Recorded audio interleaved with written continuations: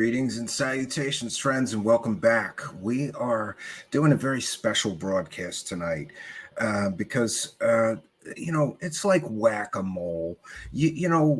Stories are pretty much proven to have some meat on the bones or to be a garbage story. And the Wilson documents is one of those stories. It came along and people, most specifically Richard Dolan, made thousands and thousands and thousands of dollars with some notes that no one can prove who wrote them. The person who everyone says wrote them won't comment or admit that he wrote them. And the other person mentioned in the notes, an Admiral Tom Wilson, has vehemently denied that he ever met with this Eric Davis, who is excuse me, I have to be very clear. 1 second. Okay, so Eric Davis is a scientist whose science has been called, quote, crackpot physics. Yeah. So for those, I'm sure most people watching this are aware of these Wilson documents, but let's just recap very quickly. The notes allegedly contain information about a secret meeting that took place between Dr. Eric, I'm not sure that he's a doctor. No, Eric Davis, a man whose science papers have been called, quote, crackpot physics, unquote, and Admiral Tom Wilson, a decorated Navy admiral. And one of the things that I found instantly suspicious about these notes is that these notes, which again, no one can prove who wrote these notes, though they have been attributed to Eric Davis, and people fly fast and loose with facts like Richard Dolan and others saying when Eric Davis wrote these notes in 2002, they haven't established that he's even wrote the notes. He won't admit that he's even written the notes. He won't comment. Isn't that convenient, right? He should grow a set of balls and end this controversy right away. And he could, but he won't, because he's another of these U.S. intelligence grifters, in my opinion, who are sucking from the teat of government money for years and years and years, and like to mess with the UFO community, kind of like Richard Doty likes to mess with the UFO community. So the notes seem to suspiciously confirm many things that UFO believers already strongly believe, that there is a secret group either within the United States government or within private industry working with government that are in possession of alien technology from crash retrievals and that are back engineering the alien craft or debris and even studying alien bodies, some say. The problem, of course, is that no one pushing these notes as true has any real evidence that those core beliefs held by many UFO believers are actually indeed true. There's just no facts and evidence to establish that those core beliefs are true. But somehow, along come these notes, which conveniently confirm all of those core beliefs are true. I find that incredibly suspicious. And if you know your UFO history, you will know that we have all been here before. We have been here before with something called the MJ-12 documents, which now I firmly believe were put forward by Richard Doty and other members of the U.S. government to mess with the UFO community, to confirm, yeah, those aliens are real. Yeah, there's alien crash retrievals. Those documents, the MJ-12 documents, largely did the same thing that these Wilson documents did. Now, those documents were released decades ago, and still to this day, they have not been proven to be real or true documents. However, there is substantial and supportive evidence that they were faked.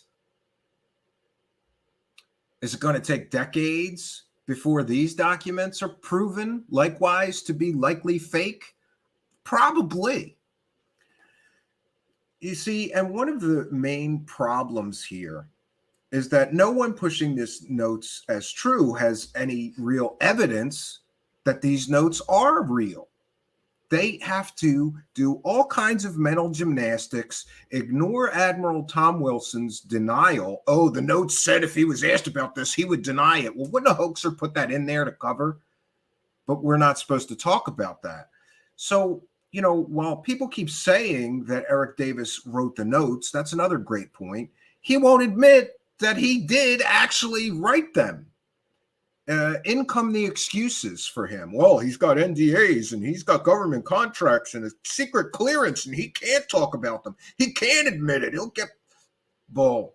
This man isn't violating any NDA or security clearance by telling the New York Times that the United States government is in possession of crashed alien spacecraft, but somehow these notes would violate that. Do you see the problem here? It's a convenient excuse because I believe that this whole story was cooked up by a bunch of people colluding to make money. Isn't it convenient that Eric Davis can tell the New York Times that the government is in possession of crash retrieval, craft not of this earth, and that doesn't violate any security clearance or NDA or anything, top secret anything? That's not top secret, but what's in these notes, which is largely the same kind of claims, somehow he can't comment on those. And while he's running around not commenting on even admitting if he wrote the notes or gave them to Edgar Mitchell, all of his UFO buddies are running around making money out of this story. Isn't that convenient? We also have to be very careful in that everyone who is claiming that these notes are true is essentially accusing a decorated Navy admiral of felonies, of Espionage Act violations. If you're a Navy admiral, you can't just talk to some rando scientist whose science has been called, quote, crackpot physics, and tell them all about all these secret projects that you were looking into without violating your security clearance, in which case Admiral Tom Wilson will have committed felonies and a violation of the Espionage Act. So all of these people that are profiting from this are accusing a decorated Navy admiral of felony leak of classified information and then lying about it on top of it. Now, to me and to many, that would be a form of slander, claiming that someone did that with no evidence, no verifiable proof. But that's exactly what has happened here. And every UFO profiteering huckster, those I call the UFO whores that have made money out of this story, are doing exactly that. Saying a decorated Navy admiral is lying through his teeth and he leaked that information. He had this meeting. Admiral Tom Wilson's denials are very clear. He calls these notes a work of fiction. He claims he didn't even know who Eric Davis, he couldn't know who, he said he didn't know if he even knew who Eric Davis was, but he may have met him somewhere along the line, both working for the government. But he said these meetings never took place. So we have a set of notes leaked from the Edgar Mitchell estate, allegedly leaked, right? Got to be careful with that because to this day, no one who is profiting from this story and pushing this story, no one who claims these notes are real and were leaked from the Edgar Mitchell estate has proven with any evidence that they were indeed leaked from the Edgar Mitchell estate. People just keep repeating this. These notes were leaked from the Edgar Mitchell estate. These notes were leaked from Edgar Mitchell. Prove it. They can't even prove that these notes were ever in the possession of Edgar Mitchell. And they haven't yet. But that hasn't stopped them from running through, getting those UFO dollars, right? So who got them from Edgar Mitchell's estate? Why can't any of these UFO profiteering hucksters telling everybody these notes are real tell us the name of the person who got them from Edgar Mitchell's estate so that people that are a little bit better at their jobs here and are a little more skeptical and actually care about evidence and facts can go interview the person who got these notes from Edgar Mitchell's estate. To this day, after years of people profiting from this story, not one of them has told us who got them from Edgar Mitchell's estate or allowed other researchers to interview them. Who confirmed with Edgar Mitchell's family members that these notes ever came from his estate? No one. No one. Where's the confirmation from Edgar Mitchell's family members that indeed these notes were in his estate and someone got them somehow from his estate? No one has confirmed that. We haven't seen that. If I'm in error, I apologize, but I haven't seen the proof of who got them from Edgar Mitchell's estate. What we got from Richard Dolan was anonymous source, anonymous source, anonymous source. So you mean all the people profiting from this story for literally years never even bothered to contact Edgar Mitchell's relatives and confirm that these notes really did come from his estate? So we have an anonymous source who somehow got the notes from Edgar Mitchell's estate, and another, up until recently, anonymous source who leaked them to Grant Cameron and Richard Dolan and others who ran with them to make money, right? And then, of course, we have the NRO document, which is very important here because this entire story begins with Dr. Stephen Greer met with Admiral Tom Wilson, right? And Dr. Stephen Greer is less than critical, right? Excuse me, less than credible. This is the same man who claims he has superpowers and can summon spaceships. And you can buy the app for $9.95, not from me, but from Dr. Stephen Greer, the guy who this entire story starts with. Oh, and Dr. Stephen Greer also, according to Third Phase of Moon's horrifically terrible documentary of recent note, Dr. Stephen Greer also goes on secret missions with Billy Gibbons from ZZ Top to secret underground bases where there's medical technology from aliens that can regrow limbs and heal broken backs and all kinds of things. And Dr. Stephen Greer also makes ridiculous, nonsensical claims like briefing President Trump, briefing Vice President Pence, both of whom deny they ever had a briefing from him. Oh, he also claimed that he briefed the sitting CIA director at the time, James Woolsey, who categorically denied that happened. But we're all supposed to believe that this story that begins with a known UFO huckster like Stephen Greer is somehow true. And the basis of the story, it's changed now. It used to be that Dr. Stephen Greer had a meeting with Admiral Wilson and he showed him this top secret NRO document. And Admiral Wilson was so shocked by the information in that NRO document that he went on a secret mission to find out where these alien crash retrievals were really being housed within the government, and who knew about it, and who's working on it, and what's the scoop. He went on a 45-day mission to find this crash retrieval program that Dr. Stephen Greer told him about, and those documents that Stephen Greer showed him confirmed. But there's one huge problem with this, the way the story used to go. Now they're changing it because as the very, very shaky legs that this story is standing on start falling apart, they have to change the story. So the story used to be Dr. Stephen Greer showed this Admiral Tom Wilson this document, and he was so shocked by that document, he went off on this mission to find the crash retrievals, and then eventually had this meeting with with Dr. Davis. So they've changed the story. And there's a reason that they've changed the story, and that is because the NRO document that the whole story used to be based on was proven to be a complete and total fake document. So it doesn't make any sense then when you know the document that Dr. Stephen Greer allegedly showed this admiral, and then we find out that it's a fake top secret document. It's not real. It's not real. It's only real in the land of Dr. Stephen Greer's make-believe imaginary world, just like he's briefing President Trump, just like he's briefing Vice President Pence, just like he's briefing a CIA director, and just like he knows all about a free energy company, that the entire company in the state of Michigan got killed. Oh, great. That was all fake too. And so is him briefing the president and the vice president and the CIA director. Do you see where we're going with this? And Dr. Stephen Greer shows a decorated Navy admiral, a man at the highest levels of the Defense Department in the United States government, a completely and totally easily proven 100% fake document. And that made an admiral jump into action to find these UFOs and these crashed aliens.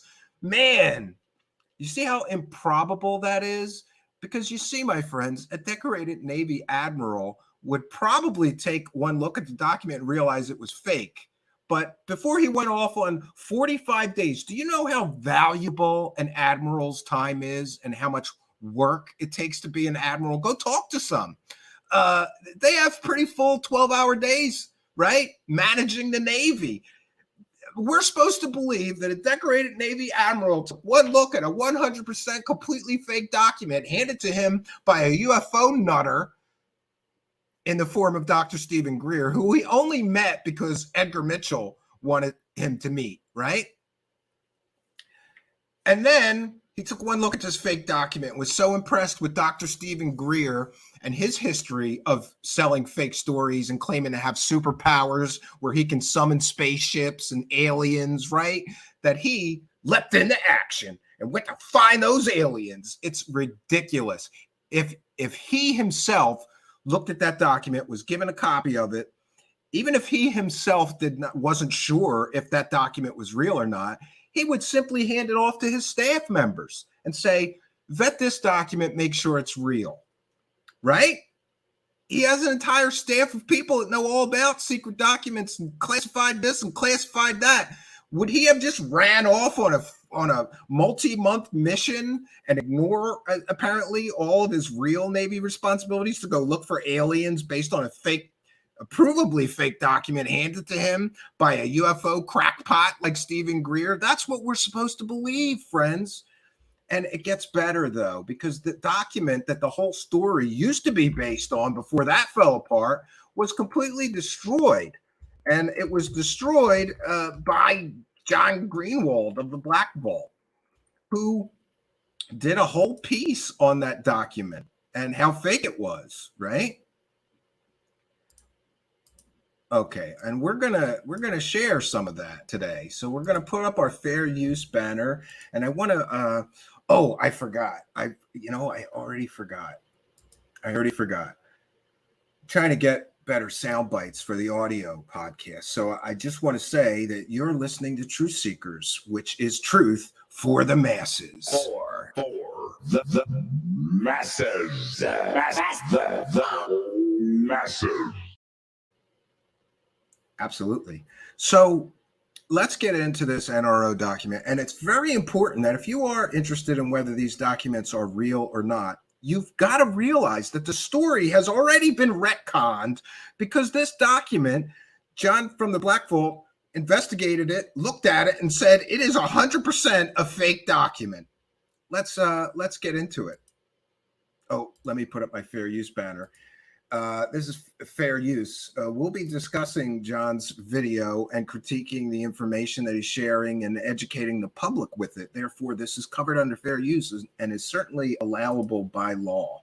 I'm going to share my screen here, and I want to say, people always ask me if there's actually researchers that I trust when they, and John from the Black Vault is on my very short list of people who I believe. He does good work. He does verifiably good work. And where is it at? Oh, no wonder. Let me fix that. 1 second, friends. So he does verifiably good work. I believe that he is 100% accurate in, let me do this on YouTube. Sometimes if I do it from Gmail, it doesn't work out.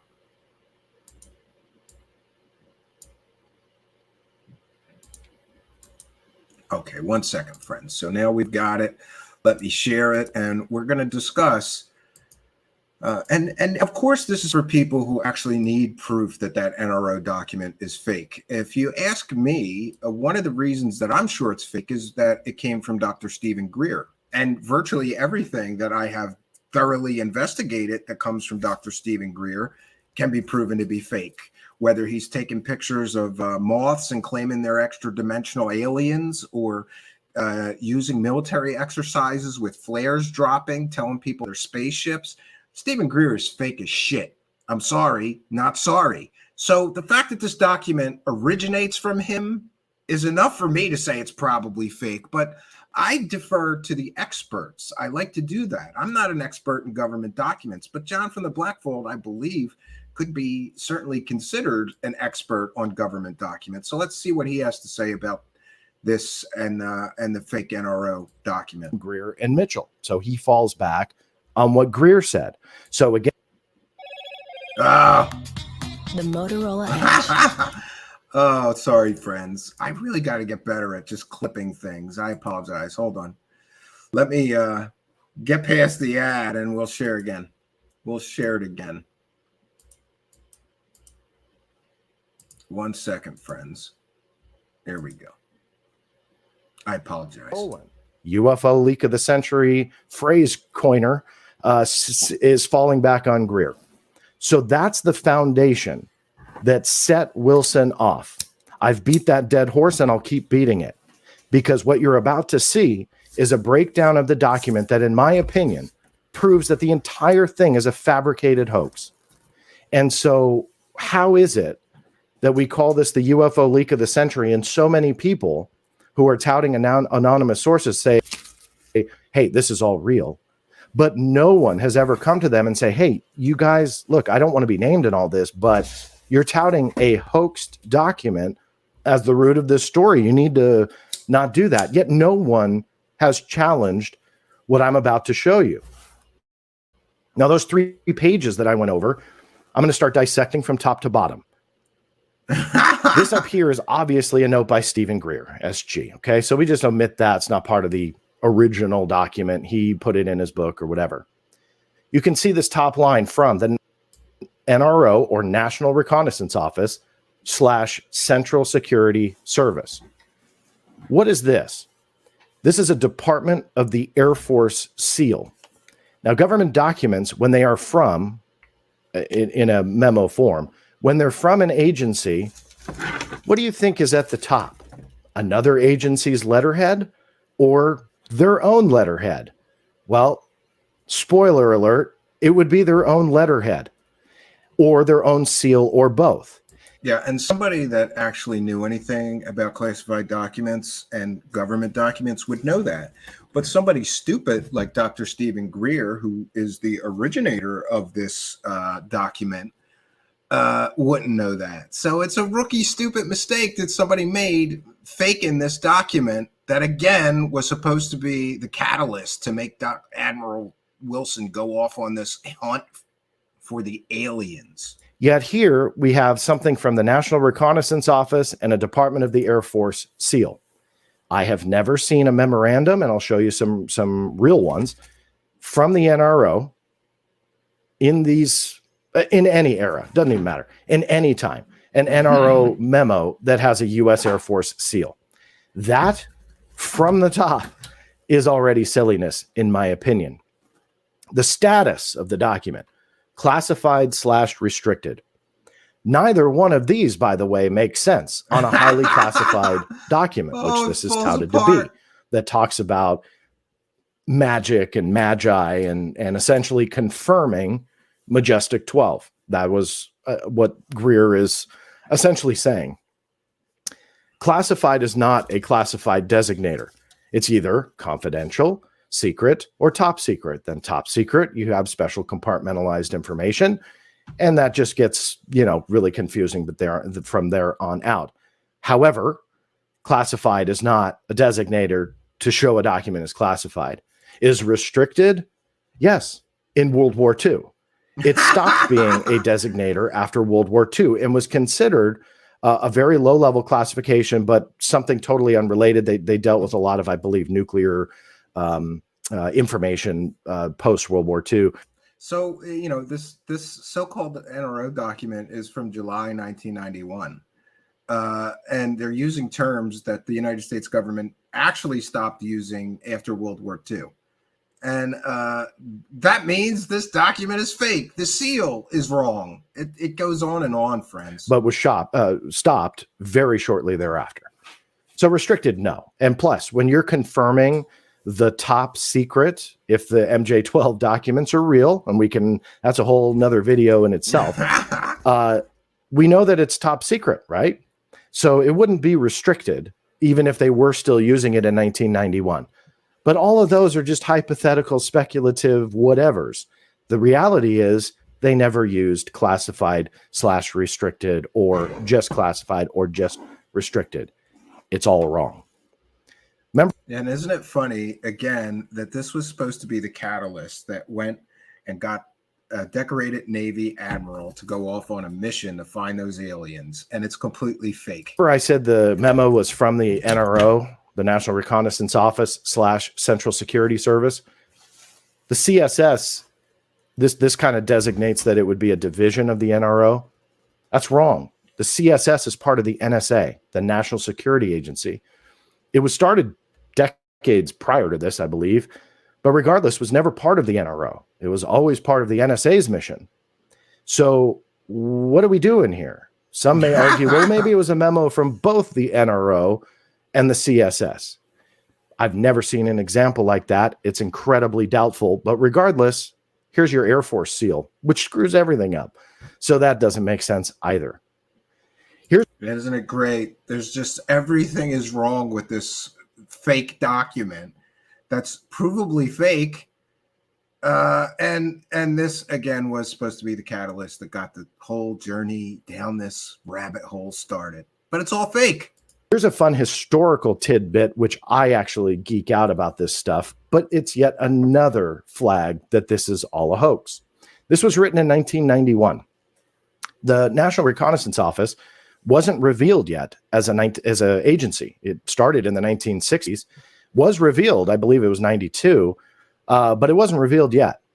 And so every time that it was written in a masthead or a letterhead, I should say, at the top, it would say National Reconnaissance Office, or whenever the NRO was cited in a document, you would have something really interesting, and it would be an S in parentheses.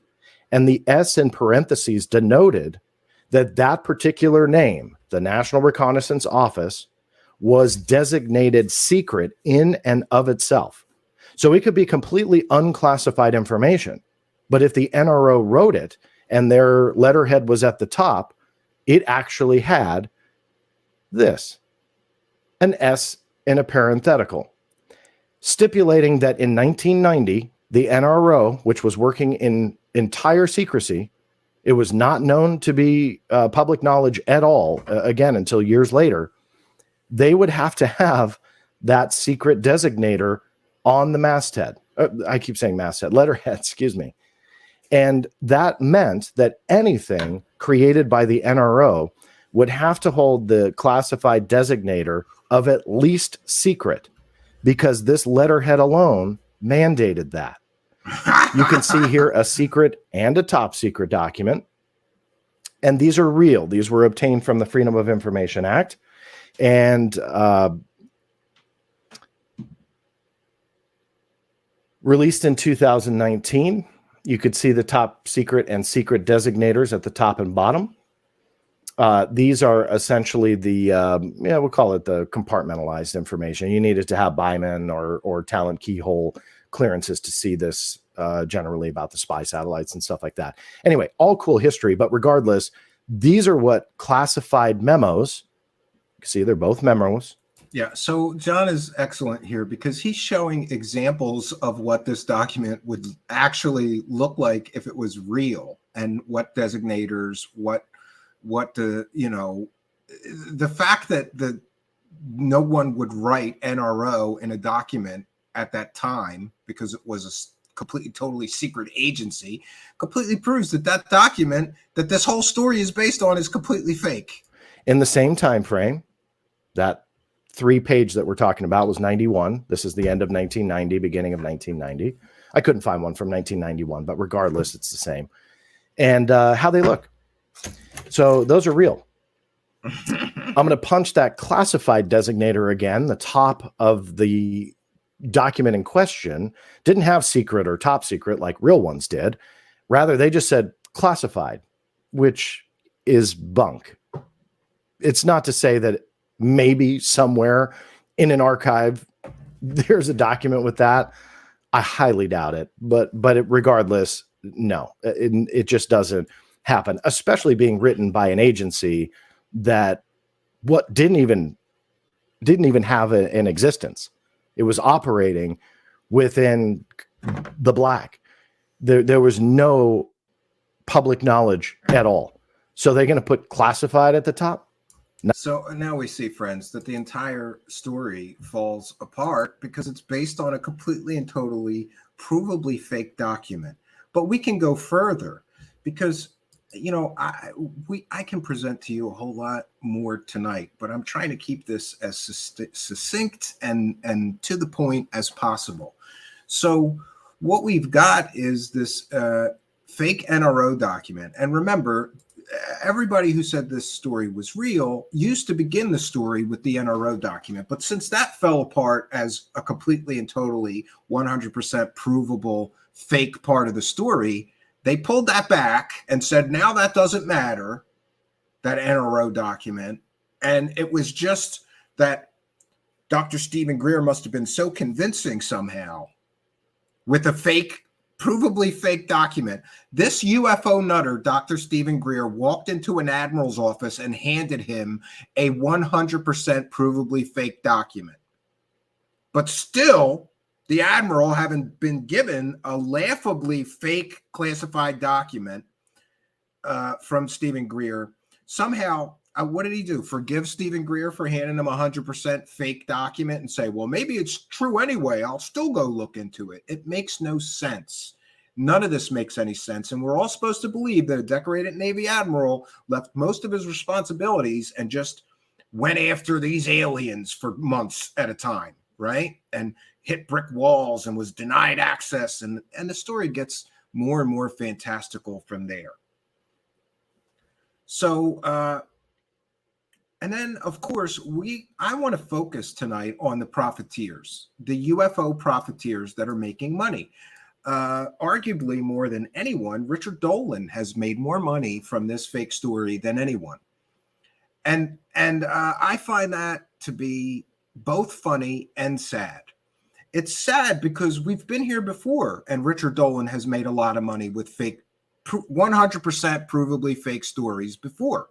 And he does the same thing every time. He does the Cosmic Con Shuffle. He got caught participating in and promoting the Roswell slides hoax. And he was paid to be a part of that. And what does he do after that gets proven to be 100% a provably fake story? He takes the money and he shuffles off. It's the Cosmic Con Shuffle. Then he lies low for a while everybody's pissed off that paid for that pay-per-view or lost money to a 100% provable fake hoax that he was involved with, right? Shuffles off, goes and sells some other fake stories for a while. Once people forget that you just got caught selling a 100% provably fake story, you just shuffle off, do the Cosmic Con Shuffle, shuffle off, lie low for a while, and then hope everybody forgets you just got caught selling a 100% provably fake story, and you come out with new fake stories. Rinse and repeat. Because recently, we've caught Richard Dolan completely and totally involved in another fake story and another fake story. And, you know, if you're going to believe these people, then their ethics and their integrity and their track record of being right or wrong should matter. Richard Dolan gets it wrong all the time. And then he says, I'm not going to apologize when I got it wrong. The next fake story that he was involved in, big fake story that he was involved in after the Roswell slides hoax would arguably be this CIA deathbed confession, which I'm not even going to go into detail tonight. I think Richard Dolan's own admission that he didn't even bother to vet the source after he stood in front of a camera and said, this man is who he says he is. speaks volumes. Richard Dolan wants us to believe that he's such a great researcher that he's somehow going to prove these documents are real with his Mr. X. And let me see. He's bringing in Richard Dolan. I'm going to show you a video of what happens when we let him use one anonymous source.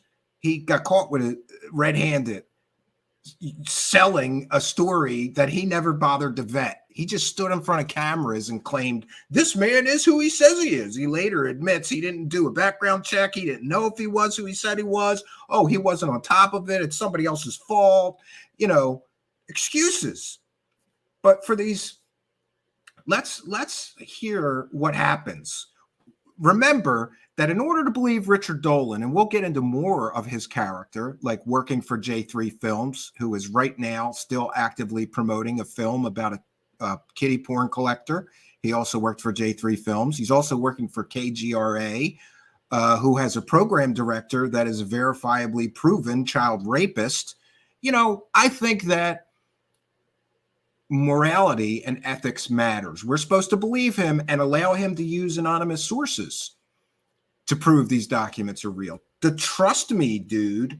We're supposed to just let Richard Dolan use multiple anonymous sources on these Wilson documents. Mr. X, you know, he brings in one anonymous source who then brings in more anonymous sources. And then Richard Dolan's also using, I think his chat room moderator or his forum moderator had some so-called proof. Isn't that convenient? A guy who works for him suddenly has some proof to bolster his claims that these documents are real. But mostly Richard Dolan is using the trust me dude philosophy. And see, that only works if we actually trust him. But part of me, I don't trust a man who gets caught red-handed using fake sources and not even vetting sources before standing in front of cameras and claiming this man is who he said he is. Let's see what happens when Richard Dolan gets caught with one anonymous source. And then I want you to ask yourself, if this is what happens when he gets caught with one fake anonymous source, why should we let him use multiple anonymous sources telling us that these documents are real? Let's get into it, friends.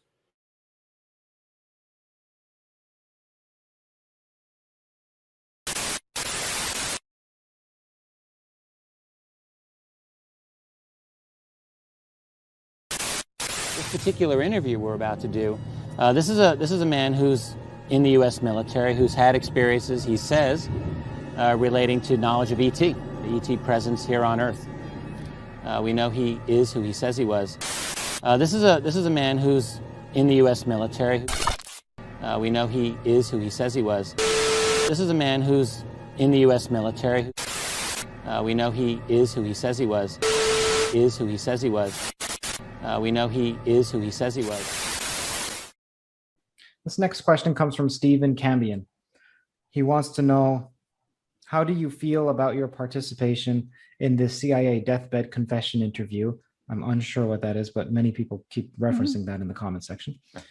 Now that other researchers have proven, quote unquote, that man was not who he said he was and never worked for the military or CIA. Oh, wow. I guess I should get up on top of that one. I'll just say this, look.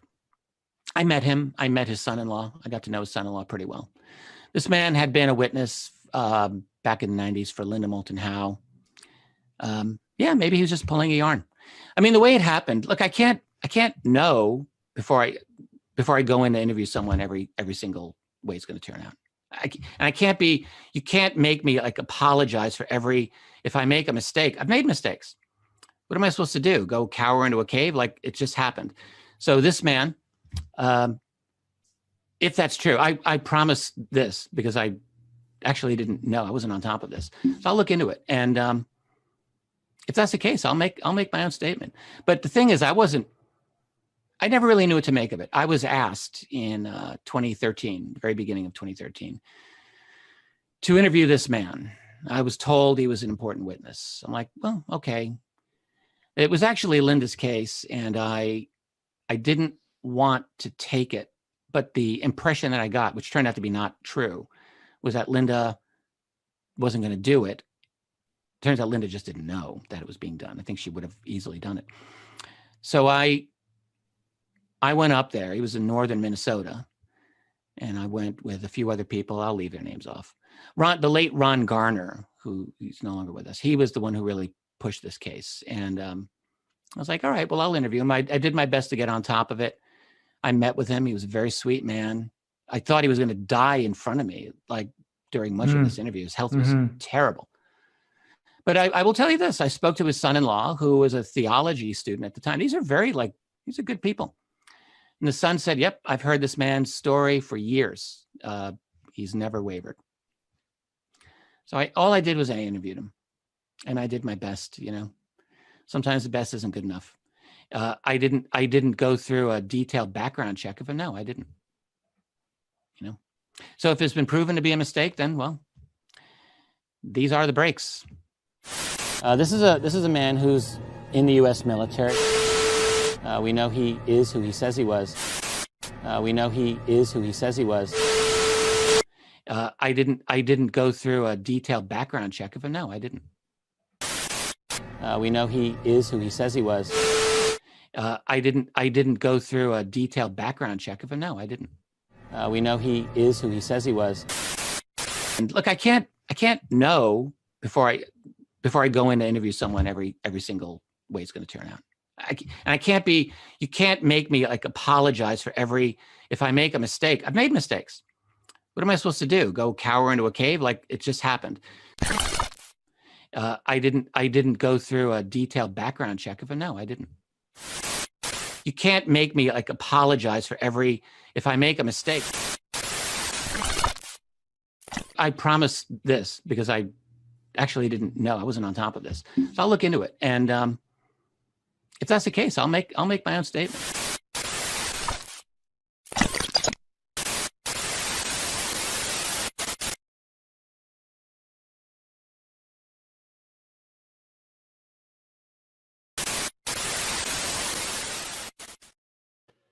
To this date, friends, Richard Dolan has not made a statement about not fact-checking his so-called anonymous source.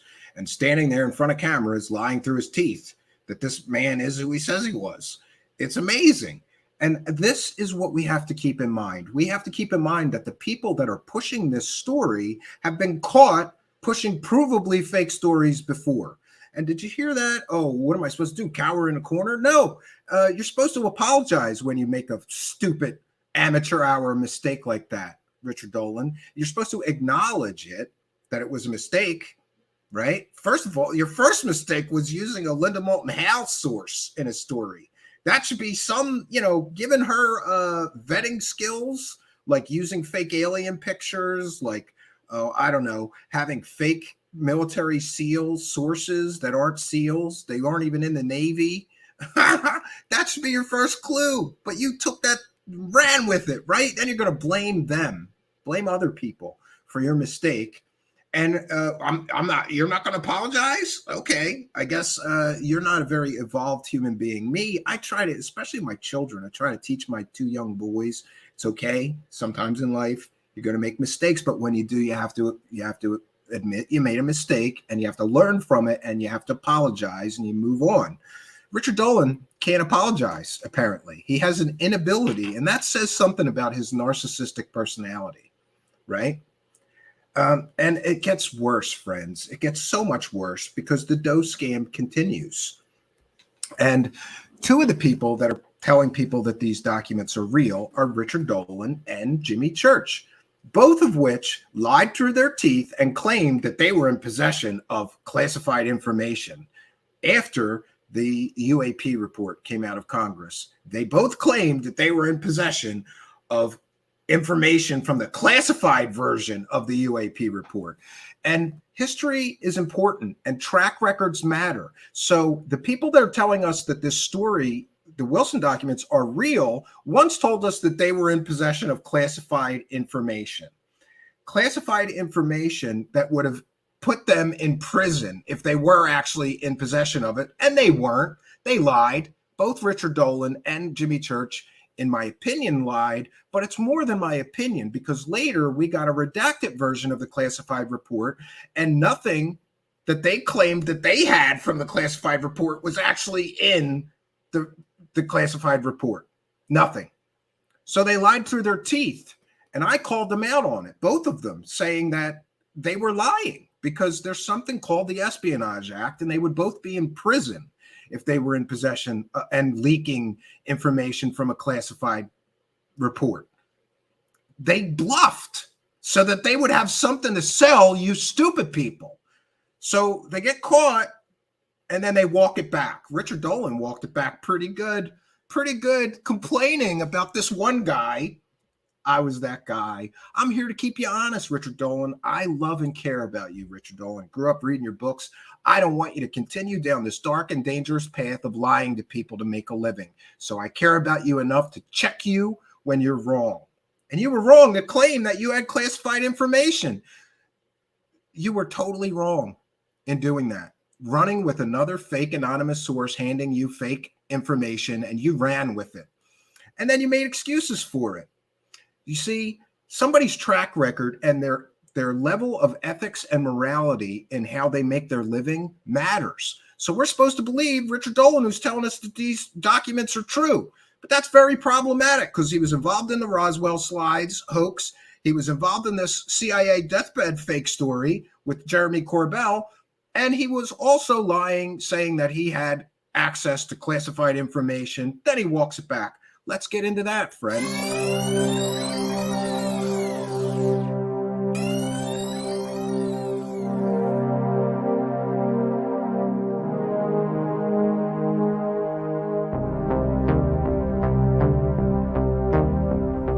Richard Dolan, caught using another fake source to sell another fake story. Richard Dolan lied. He has no classified information to share. If he did, he and whoever leaked it to him would face jail time. His source and the info he shared was fake. He is not getting leaks of classified information like he claimed. If he was, there would be consequences for him. He ran with a fake source he didn't bother to verify yet again. You cannot take notes from classified documents and leak them, not without risking jail time. Who's risking jail time for Richard Dolan? Intentionally disclosing classified information without authorization is a federal crime under the Espionage Act. Punishment may be up to 10 years in prison, a long fine, or could even get you charged with treason. It came to my attention that at least one guy out there just thought, like, really just tried to rip into me over this. And it was brought to my attention, and I was like, what are you getting so worked up over here? Like, accusing me of leaking classified information and that I could, better get a lawyer and all this. No, I mean, I didn't leak any classified information. This is all third hand. This is apparently from the classified portion of the UAP report. No, I mean, I didn't leak any classified information. This is apparently from the classified portion of the UAP report. I didn't leak any classified information. So maybe this will be something I will be diving into more in the future. I mean, I didn't leak any classified information. This is all third hand and a alleged description of what is in the classified document. I don't feel that what I did was wrong in the least. This is apparently from the classified portion of the UAP report. Doesn't mean that I don't have a moral compass. I like to think that I do. I want to share with you information that was leaked to me. I'm not here to say that that I know this is true. This is apparently from the classified portion of the UAP report. I was like, what are you getting so worked up over here? Like, accusing me of leaking classified information. I want to share with you information that was leaked to me just about an hour before I went live. This is apparently from the classified portion of the UAP report. One guy out there just thought, like, really just tried to rip into me over this. So maybe this will be something that we'll be diving into more in the future.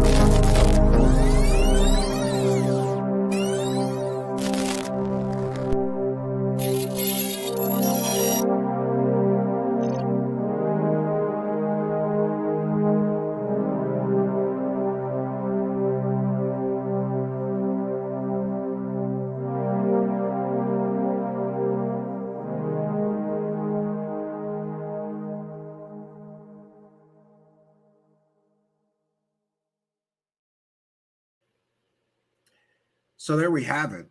And now it's important that we realize and acknowledge that Richard Dolan has been caught red-handed selling at least 3 provably fake, 100% fake stories.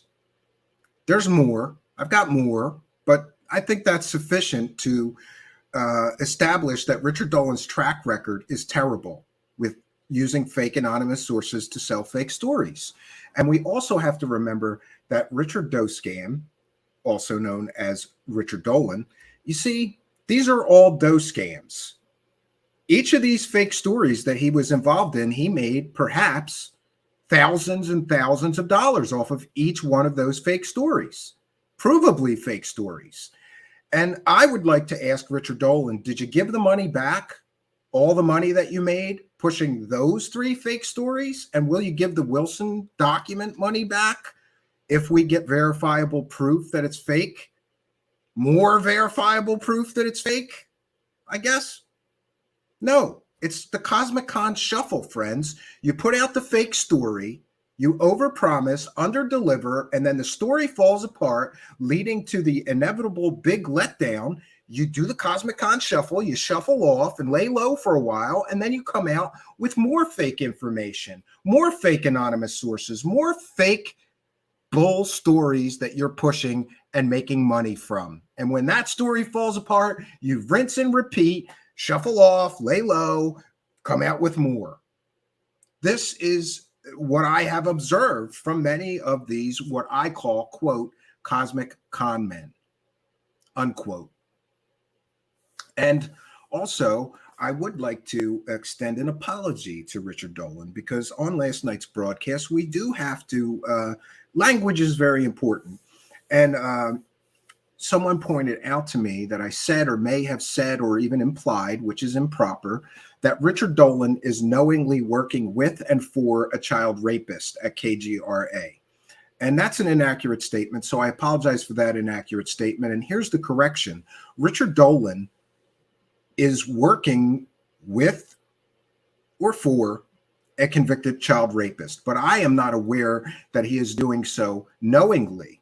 So being the good journalist that I am, I notified Richard Dolan that his show on KGRA, the program director, is a convicted pedophile.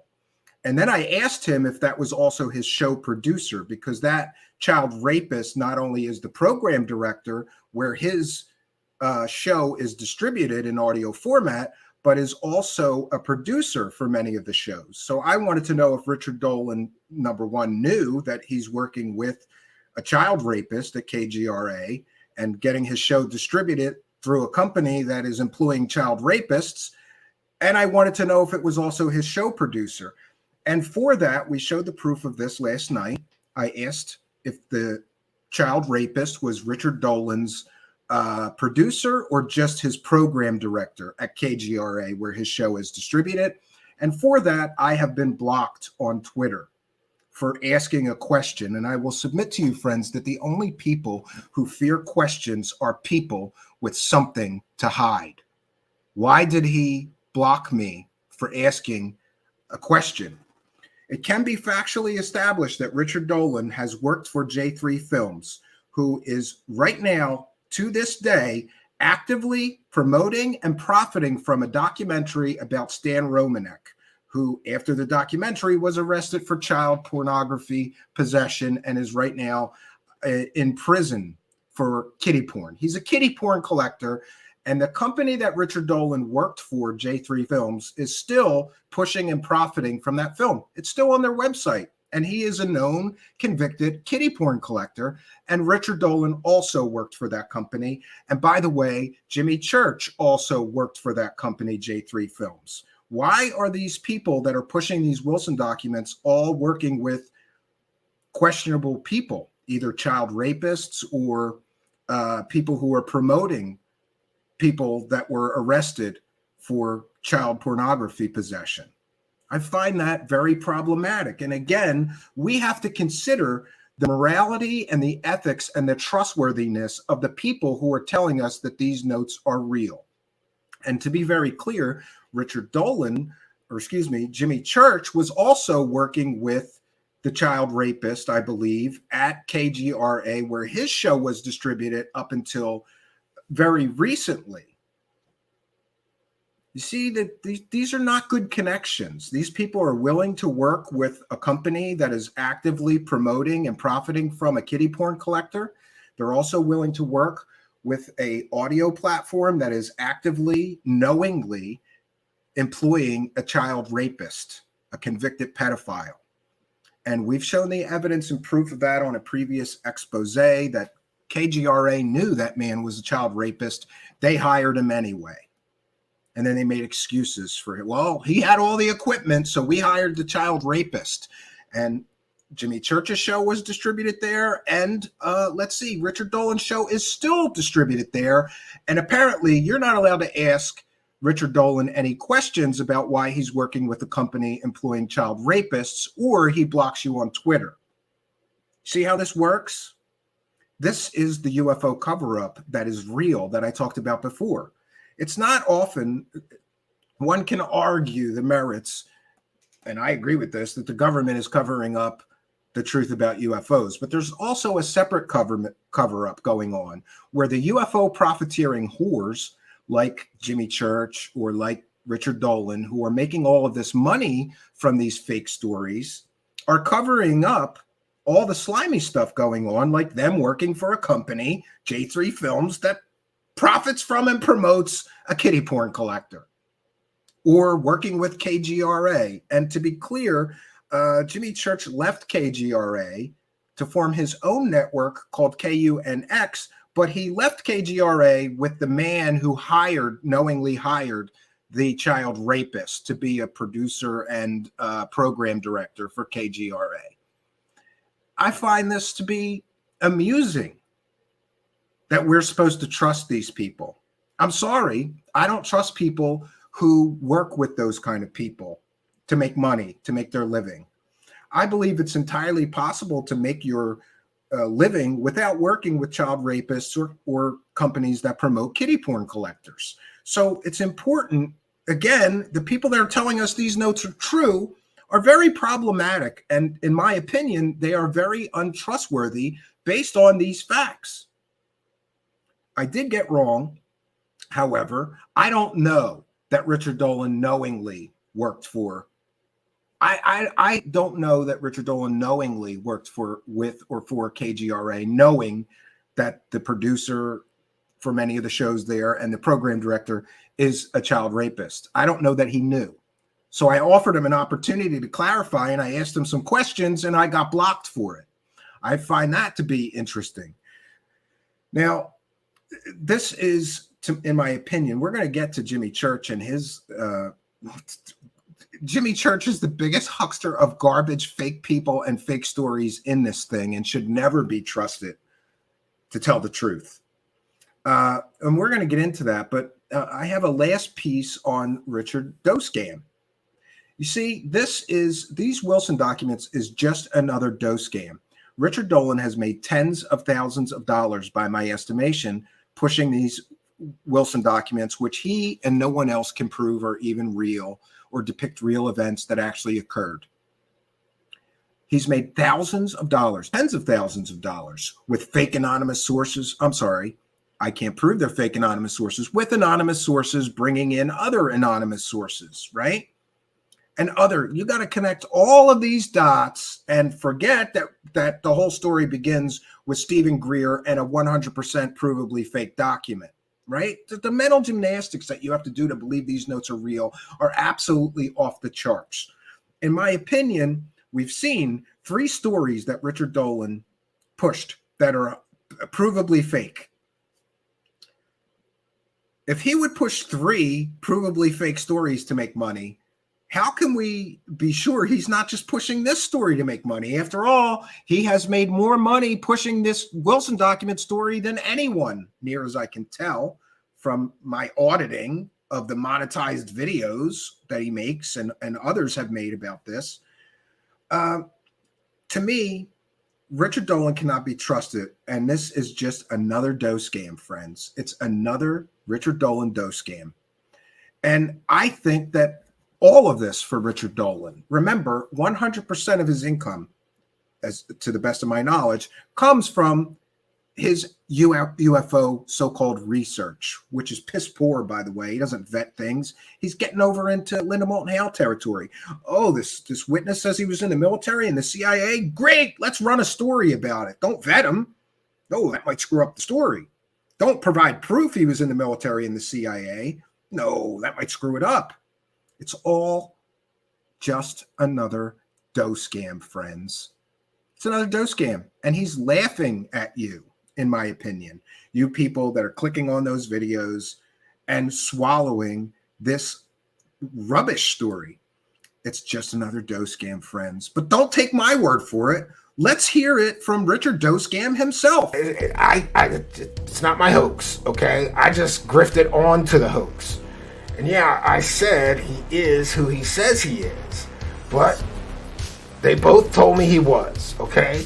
So I didn't bother to vet that guy myself or share his records for proof, because proof, who needs proof when you can just sit there and lie through your dough scam teeth and say that man did work for the military and the CIA when you can't prove it and didn't even try to prove it. It's a great business. Listen, dumb people I sell these fake alien stories to will believe anything. I shouldn't have to work for my UFO dollars. I should not have to prove anything. It's a big deal. I made the money already. Who cares if I got totally punked by Steve Cambion into admitting that I never fact-checked that guy or his background? It doesn't mean I'm not telling the truth about these fake Wilson documents that I'm making money from now. People can only prove I used one fake anonymous source, since I had to admit it live on air with Kurt from Theories of Everything. Just because one of my fake anonymous sources is fake, well, that doesn't mean they're all fake anonymous sources that I use are fake, okay? Maybe some of them are real. And hey, that doesn't mean I won't comment on the fake anonymous sources I'm using to sell these fake Wilson documents. Okay. So what if Stephen Cambion punked me and made me admit I never even background checked the fake anonymous source I was using? It doesn't mean my new anonymous sources aren't real. Maybe they're just real in my imagination, Steve Cambion. Okay? Ever think of that? Just because this whole story is based on a hoaxed fake document, John Greenwald just proved that document is totally fake, that doesn't mean these notes are fake. Well, yes it does. But I still will not admit it that I got caught selling yet another fake story, because I got more UFO dollars I plan to make out of this fake story. Just because I made more money than any person on planet Earth talking about these fake Wilson documents, it doesn't mean I'm a bad person or I have no moral compass. I'd like to think I do. Well, yeah, it does mean I'm a little slimy. It does mean I'm a little slimy, okay? It does. But I needed the money. And hey, just because I told everyone that these fake stories that I've been involved in were true stories, and then someone proves it's totally fake, I've already run with the money, okay? I'm not giving any of the money back. I'm not giving any of the Roswell Slides hoax money back. I'm not giving any of the fake CIA deathbed confession money I made back. I'm not giving any of the Travis Walton money I made back now. I'm not giving back any of the money I made when I lied and said I was getting leaked classified information from the classified version of the UAP report. And just so everyone knows, I'm not giving any of my UFO leak of the century money back. I don't care if people are proving this whole Wilson Notes story is fake. I don't care if the whole story is built on a foundation of a completely fake, made-up document. I'm not giving my money back. I don't care if Wilson has said these notes are a complete and total work of fiction. And I don't care if Admiral Wilson can prove that he was halfway across the country at the same time that these fake meetings with Eric Davis were supposed to be taking place, and he can prove that, I'm still going to go on the internet and slander him and accuse him of federal crimes so I can make the dollar bills, y'all. It's business, okay? I'm doing UFO business. Who cares if I'm slandering people? Who cares if I'm accusing decorated admirals of crimes? Who cares if I'm using completely, totally fake, made-up sources I never even check into to sell these stories and get my UFO dollars? Who cares, okay? I am not giving any of this money back. Now, how much money have I made? Look, we're just going to do one quick example. This came from Steve Cambion. According to Social Blade and other other YouTube tracking sites, many YouTube content creators can expect to make about $4,000 from 200,000 monetized views. But hey, let's not forget all the super chats I got during that clickbait adventure. It's called the UFO Leak of the Century. Great clickbait title. The UFO Leak of the Century. I got 200,000 monetized views, and that translates into somewhere between $3,500 and $5,000 dollar bills, y'all. And even though now it appears that the Wilson documents are completely and totally proven to be built on a foundation of lies in the form of a fake hoax document and some stuff Stephen Greer said. And oh, let's not forget a dead man, rest in peace, Edgar Mitchell, American hero. I was willing to just say anything that Edgar Mitchell said this, he said that. He's a dead man, he can't refute me. So I made somewhere between $3,500 and $5,000. Now that's just from one video that I made on the Wilson documents. I've made a whole bunch of videos on the Wilson documents. I've put videos about the Wilson documents behind my paywall. I've taken super chat donations for the Wilson documents, talking about them, speculating endlessly, trying to prove they're real. I did a 6-hour stream once with Mr. X talking about how these documents must be real and trying to connect dots that don't exist, and I made some UFO dollars, okay? I've made money at conferences talking about these fake documents, built on a fake hoax document. Oh, it's great. And something Stephen Greer said, the biggest liar in UFOs. Great. I made so much money off these Wilson documents. It would be wrong to speculate, but if I did, I would say that Richard Dolan must have made at least $20,000 to $50,000 in conference speaking fees, monetized YouTube views, Patreon, behind his paywall, Richard Dolan members. He talks about all this fake. I talked about the Wilson documents everywhere. I got new lectures coming on the Wilson documents, but now people like Steve Cambion and John Greenwald are messing up my money. Why are they messing with my money? I'm gonna make it rain up in here. I am not giving back any of my UFO money.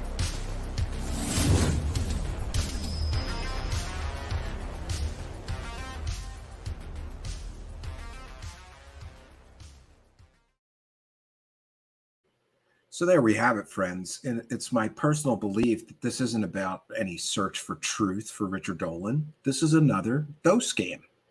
He has made, I believe, and I could be wrong, he's free to correct me, he has made tens of thousands of dollars pushing these documents as real. Richard Dolan is problematic at best, and in my opinion, should not be trusted, especially using a bunch of anonymous sources. It's a big problem for me. Now we can move on to the other person who is pushing these documents as true and real, and that would be one Jimmy Church. The other two principal people that are making the most money from this are Ross Coulthart and Grant Cameron, and we'll get into them as well. So rather than bore you with a back and forth about the dots these people all have to connect to make this whole fake story work, tonight we'll be focusing on the trustworthiness of the people telling us that these notes are real, who just coincidentally happen to all be the people making the most money telling us that these notes are real. Isn't that a coincidence? Gee, all the people making the most money from it are saying that it's true, it's real. I don't think that's any coincidence. Now, on to Jimmy Church. Again, we have to evaluate the trustworthiness of Jimmy Church, a man telling us that these documents are real. And I don't even know where to begin with this guy, but let's begin here. Recently, Jimmy Church platformed a fake, completely, totally, provably fake doctor with a fake education and a fake work history and laughably fake alien videos, who has an alien armband that lets him teleport. But then we find out that the video of him teleporting apparently used Hollywood sound effects from the movie Eyes Wide Shut somehow, right? Great. It's a completely and totally fake story. And Jimmy Church platformed it. He was going to do a part 2 until we broke down that guy was a complete and total liar. That's Jimmy Church's research skills. But we're supposed to trust him when he says that the documents are real or may be real? Great, great. And also, let's get into the track record of Jimmy Church. Jimmy Church has profited from and promoted some of the biggest fake fraud storytelling bull artists in the world of UFOs, and worked at conferences with them and more, including David Wilcock, Emery Smith, and Corey Good, to name just a few frauds that he's okay working with. And it's important that we, again, point out that Jimmy Church is also willing to work with people in the past who have been arrested for fraud, who pled guilty for fraud related charges. He's okay with doing that. He's okay with working with Corey Good. He's okay with working with Emery Smith. He's okay with working with David Wilcock. It's also important to point out that David, while he was profiting back and forth with David Wilcock and working conferences with him and having him on his show, David Wilcock actively promoted and advertised 2 separate 100% scams on Jimmy Church's show. And that would be the Pete Peterson GoFundMe scam. That was a 100% provable scam. And we've done all the work to prove that. And David Wilcock also actively promoted a 100% scam in the form of a Emery Smith PayPal donation. I believe he also promoted and advertised that on Jimmy Church's show. And Jimmy Church has yet to apologize for letting David Wilcock scam the entire UFO community out of, I think the first one was $60,000, and the second one, by the report of Emery Smith's father, who said it was a total scam, $50,000. Both of those were talked about on Jimmy Church's show when David Wilcock appeared there, and Jimmy Church has never apologized for that or even acknowledged that people are actively promoting GoFundMe and PayPal donation scams on his show. Great. Real trustworthy guy. And let's not forget some of his advertisers, like Billy Carson. Billy Carson was previously arrested for fraud-related charges, and is selling, let's just say, questionable medical devices and making questionable claims. He's one of Jimmy Church's advertisers. Also, Jimmy Church worked for J3 Films. And whether he knows it or not, J3 Films, before they worked with Jimmy Church, was working with a man that we all now know was a kiddie porn collector. And J3 Films is still actively promoting and profiting from a documentary film about the alien experiences of that man, Stan Romanek, who turns out to be a kiddie porn collector. Great. Jimmy Church worked for J3 Films. We also know that Jimmy Church worked with and for, I suppose, KGRA, who distributed his show for some time and employs convicted child rapists to be program directors. We also know that Jimmy Church, and I have to say this, Jimmy Church actively tries to take away people's rights to free speech. Because when we used clips from his show here, he falsely copyright striked us. And another thing that's important to note is that I was then forced to give him my home address, and shortly thereafter, everyone had it. Now, I'm not accusing Jimmy Church of illegally using that information given to him in a legal document to help the people who would dox me release that information publicly. But it seems to me to be more than a coincidence that I've been doing this for 8 years. No one ever released my private personal information on the internet or otherwise until very shortly after I was forced legally to give that information to him. And I'd like to ask him about that. He has a wife. He has a family. Is it okay? Did you? I'm asking this as a question, Jimmy Church. Did you take that information that you were given when you falsely copyright claimed my channel and give it to anyone? Remember that if this goes to a legal situation, I will subpoena all of your records, everything, your text messages, your phone calls, everything, in an attempt to get to the bottom of just who may be responsible for that information suddenly being all over. And again, I'm not accusing him. I'm questioning the fact that my information was never released publicly until just a few weeks after he got it. And about that false copyright claim, it was for being critical of him. Jimmy Church is apparently an intellectual weakling and a coward who cannot withstand with debate or questions. So what he did to us in an effort to silence our voice is force our videos down here. And we fought that. We fought that and we won. And YouTube determined that he falsely copyright striked our channel here. And by the way, this is a transformative work and we believe in the right of fair use. So if I use a clip from Jimmy Church, especially in a comedic parody, that's fair use, Jimmy Church. You can't just copyright claim me, right? You can't just force my videos off of YouTube. And but let's get into Jimmy Church's track record. He has profited from and helped promote David Wilcock. That's all I have to say on that one. Emery Smith, Corey Good, and more recently, some other complete and total provable frauds like Jason Shirka. He platformed him and did a show with him. Jason Shirka behind a paywall, apparently him and his guests tell people that you can cure autism with camel milk and essential oils. That's, yeah.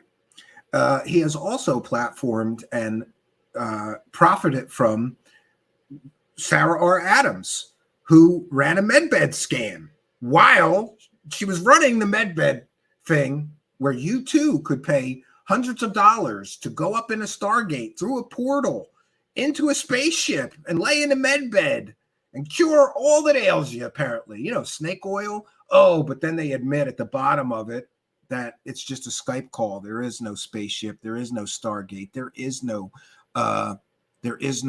medbed, right? Jimmy Church platformed her, didn't even ask her about that, her doing that to all those people, right?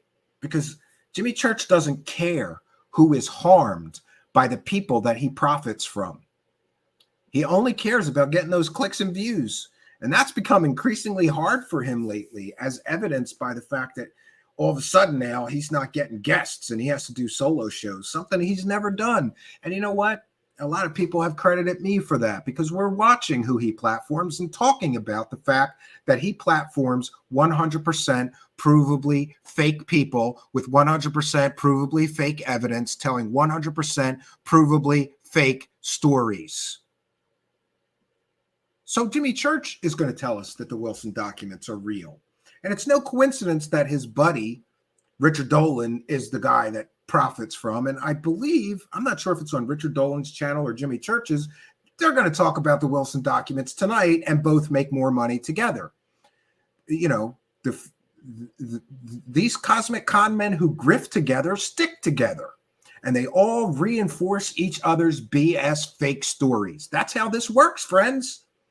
Now let's get to Ross Coulthart. Ross Coulthart is another of the UFO profiteering hucksters telling everybody that these notes are real with no evidence, no proof, right? Can't prove it, right? And by the way, I love the video. Lou Angeles from Unidentified Celebrity Review, apparently people are saying he turned to the dark side now, you know, because suddenly he's critically thinking and catching the inconsistencies in people's stories. And he made an excellent video. And I asked him, by the way, if he wanted to be a guest tonight. I don't know, but it was last minute, so I would have liked that. Anyway, he made a great video. Maybe we'll play it tonight, time permitting. I've got so much more to share with you about it, how ridiculous this whole Wilson note story is, and the people pushing it are literal UFO hucksters, right? That have been caught. Provably, it can be proven and established that every one of these UFO profiteering hucksters that are pushing these Wilson documents as being real has been caught multiple times pushing 100% provably fake stories. Richard Dolan has, Jimmy Church has. Jimmy Church just platformed the fake Dr. Jonathan Reed, right? And profited from that. A 100% fake doctor with 100% fake evidence, 100% fake work history. Jimmy Church is making money off of that. But we're supposed to trust him that these Wilson documents are real. Ross Coulthart was recently caught by us and many others. Many others noticed that Ross Coulthart was actively lying and using deceptive practices in his promotion of an upcoming piece that he was putting on YouTube with News 7. And in that piece, he said something like, "What we have conclusive proof of alien technology," right? And it turned out, no, he didn't have proof of shit. So there's a fake story that Ross Coulthart has pushed. He has used deception to fool people into clicking on that video so that he and News 7 can make gobs of money while they're telling people conclusive proof of alien technology, all confirmed by this man. Cut to a scene of Michio Kaku. But yet, in the actual piece, there was no proof of any alien technology. He lied. He straight lied in his promos, and people will make excuses for him, and he'll make excuses. Oh, they over sensationalized the promos. It was his voice saying these things in the promo. He stood there and read the copy he was given, apparently, or that he wrote. You don't get a pass for lying through your teeth in a promo. If you have ethics and you have morality, and the company you work for is literally using you to lie to people to get clicks and views, you quit. You grow a set of balls and you say, I'm not going to be a party to lying to people for profit. But he didn't do that. He just made excuses for it. And a lot of you people made excuses for him too. And I don't think that he deserves that. I don't think he deserves the benefit of the doubt here. He knew about this promo. He let them use his name, his face, his image, his voice to push a 100. There's 100% false statement in that promo, and he used deceptive practices to get people to click on the other, the piece that he was promoting. That's against YouTube's terms of service. It's deceptive practices. But, some people get away with this somehow. Ross Coulthart is another of the UFO profiteering hucksters telling us that these Wilson documents are real. And he has just been caught 100% lying to everyone.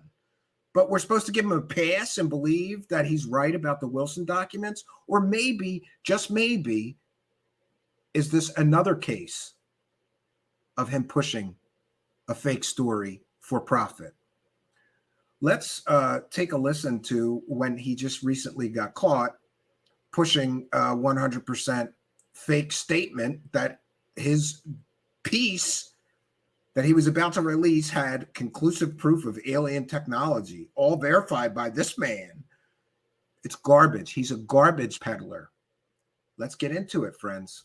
And can I just say, even though I'm not entirely comfortable at times with the way they sensationalize in their promos, because I thought the promos for our story were a tad over the top at times.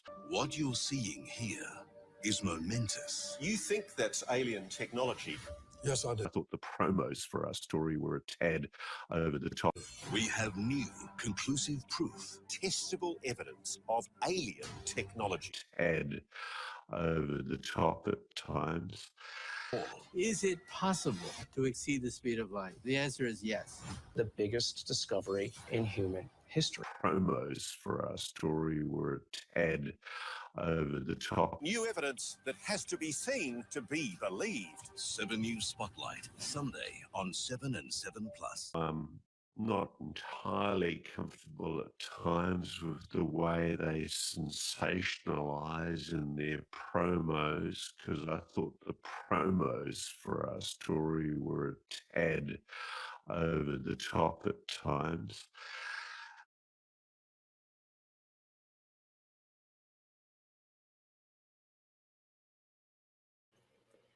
So there we have it. Caught red-handed, pushing 100% lying in his promotional material, off saying that they had conclusive proof of alien technology when they didn't have proof of anything. And the analysis of that ball didn't even begin yet. You remember Ross Coulthart scraped the ball, right? Ross Coulthart is ridiculous, in my opinion. He is basically the P.T. Barnum. Come on in, we've got alien stories. You know, he's like the guy who stands out in front of a porno theater. Live nude girls, come on in, right? He is a huckster. He is a huckster, friends. And getting caught 100% lying in your promotional material should be a problem for some people. But it's not for others like Project Unity, who interviewed him shortly after he lied to everyone and didn't even bother to ask him why he lied in his promotion material, promising conclusive proof of alien technology. That was not proof. There was no proof. And, oh, that reminds me, Project Unity is another person profiting from these Wilson documents, right? Another UFO profiteering huckster that we can't trust. Why? Because his discernment is worse than a child's. Somebody sent him pictures taken from inside a plastic model of Bob Lazar's spaceship, and he was going to run with that story, telling everybody that that was really pictures of the interior of a spaceship, and that was really a picture of an alien inside there. We showed it yesterday. I was looking for it on Twitter. It's so ridiculous, and again, the grifters that grift together stick together. So Project Unity is working with Ross Coulthart to amplify his fake information. And he just repeats it. Don't bother to, actually, vet anything. Don't bother to fact check anything. Just let the guy sit there and, convince people that the Wilson documents are somehow real. Ross Coulthart is a UFO profiteering huckster that we should never trust. So here we see the three biggest people that have profited the most from these Wilson documents are all people with, let's just say, questionable ethics when it comes to telling us the truth, right? And Ross Coulthart is a laughable clown of a character who thinks he's going to just jump in on American ufology and make tons of money. And sadly, it's working for him. He can literally, I'm getting blurry here, like Bigfoot. He is lying to us in promos for his work, 100% lying, and somehow he gets a pass for that. He is a laughable clown, friends, as evidenced by his scraping balls. I got scrapings off Jim's balls. I got scrapings off Jim's balls. I got scrapings off Jim's balls. I got scrapings off Jim's balls. I got scrapings off Jim's balls. I got scrapings off Jim's balls. I got scrapings off Jim's balls. Yeah, scrapings off of balls. That's his proof. He scraped some metal balls. Oh, he didn't do the analysis yet. Nobody did the analysis yet at the time of his broadcast, even though before the broadcast, he was telling everybody, we have conclusive proof of alien technology, testable material, all confirmed by this man, Katamichio Kaku. Complete and total deception, complete and total lie. If this man, Ross Coulthart, is willing to do that, do you not think he might be willing to lie and push these Wilson documents, even if they're fake, even if there's no proof of who wrote them, even if Admiral Wilson says they're complete and total work of fiction, and the meeting never took place? He's not even sure if he ever met Eric Davis. You know, of course he would be, because he's a UFO profiteering huckster like everyone else pushing this garbage story. And, you know, we've still got a little bit more time, and I have a little more time to share. Let's briefly also mention Grant Cameron, who honestly, I think that I'm biased.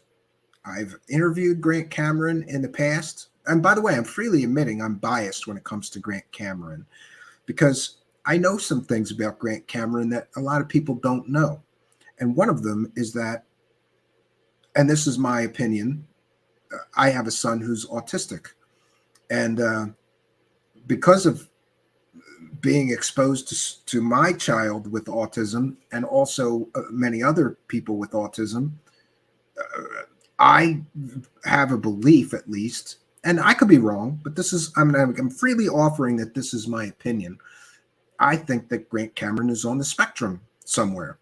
And a lot of people don't know, but Grant Cameron spends all of his time, and he told me this, he spends all of his time listening to UFO podcasts and, you know, shows about UFOs. He has a specific target list of people that he believes might know the truth about the UFO phenomenon. And anytime they appear anywhere, whether it's Richard Doty, by the way, that's how I got to talk to Grant. He liked my interview that I did with Richard Doty. That's a whole nother story. But anyway, Grant Cameron has a list of people he targets that may know the truth, that may be an insider. And anytime they talk, he targets that appearance and he listens to it. He spends all day and all night, all of his waking time, listening to all of these people talking about UFOs and aliens that claim to be insiders. And because of this, I think he may have lost his objectivity. And there was a time when Grant Cameron, I believe, was much more fact-based in his research, much more nuts and bolts. But it's important that we realize that Grant Cameron, as much as I like the guy as a person, and I do, by the way, I have defended him many times, people saying he's too into the woo, or he got out of, you know, real nuts and bolts research and got into all these crazy, you know, I have defended him because I like him as a person. I'm being honest here. Grant Cameron has pushed these documents as real, even saying that he couldn't sleep for weeks after reading them and all of this dramatic, you know, he really believes that they're real. Somehow, and maybe it's because I've lost my objectivity for him and I like him as a person, and that this is why I'm being honest with you, I think that Grant Cameron is not one of the bad actors here. I think he truly believes that they're real, but I think he's too far in the deep end of the crazy pool, if you know what I mean. Sorry, I can't think of a better analogy, because Grant Cameron's ability to discern truth from fiction has degraded over time, again, in my opinion. It used to be that Grant Cameron was very fact-based. He had dates and people and stories that could be verified of this happened or that happened. And somewhere along the line, Grant Cameron went way into the woo pool and started talking to all these experiencers and running with stories, again, that are largely just stories like, oh, this person drove the ship with their mind and saw consciousness. Then he starts repeating stories from people at Mount Shasta, talking about aliens, 10-foot tall aliens appearing in the woods right near where they were meditating at Mount Shasta through a Stargate. And also it's important to note that I believe it was Ron Pandolfi, former head of the CIA Weird Desk, who is kind of like Richard Doty and likes to mess with the UFO people and UFO community members. So Ron Pandolfi floated a fake story, 100% fake story about his wife being an alien, being delivered to Earth in a pod and being like Moses. They found the pod and she's an alien princess and she knows the secret to this Stargate technology and they're going to build a Stargate. And Grant Cameron, much to my dismay, ran with that story and told that story many, many times as if it were a true story. Ron Pandolfi, to the best of my knowledge, said that he purposefully floated a fake story to Grant Cameron to see if he would run with it, and he did. I'd like to believe the best in people, and I don't believe that Grant Cameron is malicious or, unfairly profiting from these Wilson notes, but he certainly is profiting from these Wilson notes in all of these monetized videos, and he's helping other people who are profiting from these notes, these hucksters. Again, grift together, stick together. He's going on Jimmy Church talking about the Wilson documents. He's, rumored to be going on this Project Unity with both Richard Dolan and him talking about these notes. All the people that are making money out of this are doing so together. They're colluding to make more money out of this story. So, again, I'd like to believe in the best in people. And I just, honestly, my read on Grant Cameron is he's too far into the woo end of the pool and has lost his ability to discern whether a story is true or fictitious. He generally now just believes anything people tell him about aliens, and he talks about all the things that people tell him about aliens with or without evidence, with or without proof. I mean, the fact that he's talking about, 9-foot-tall aliens appearing at Mount Shasta through a Stargate, and what's the evidence of this? Oh, this Paulina was there. She's seen it. She's seen the alien, or somebody told me they saw the alien. That's not proof. That's not evidence. He's just lost his sense of discernment. And I don't think that he's one of the bad guys, though. I really don't. I just don't see that streak of UFO profiteering huckster that I see in these others. And to the best of my knowledge, Grant has not knowingly, lied to us. I think he just believes it. And so he talks about it a lot, these Wilson notes, and he's intimately involved. Somebody leaked him the notes before everybody else. And but what you have to ask yourself is, Ron Pandolfi, former head of the CIA Weird Desk, I think it's Ron Pandolfi, I believe so, leaked a fake story to him and he ran with it.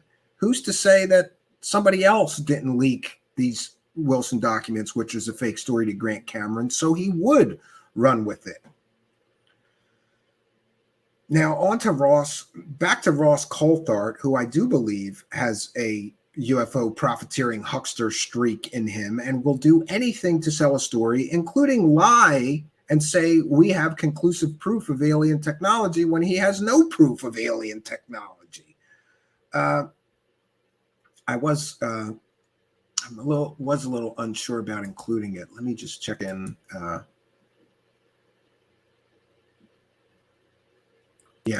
Lou Angeles is currently filming a commercial. So I'm going to say, go get him, Rockstar.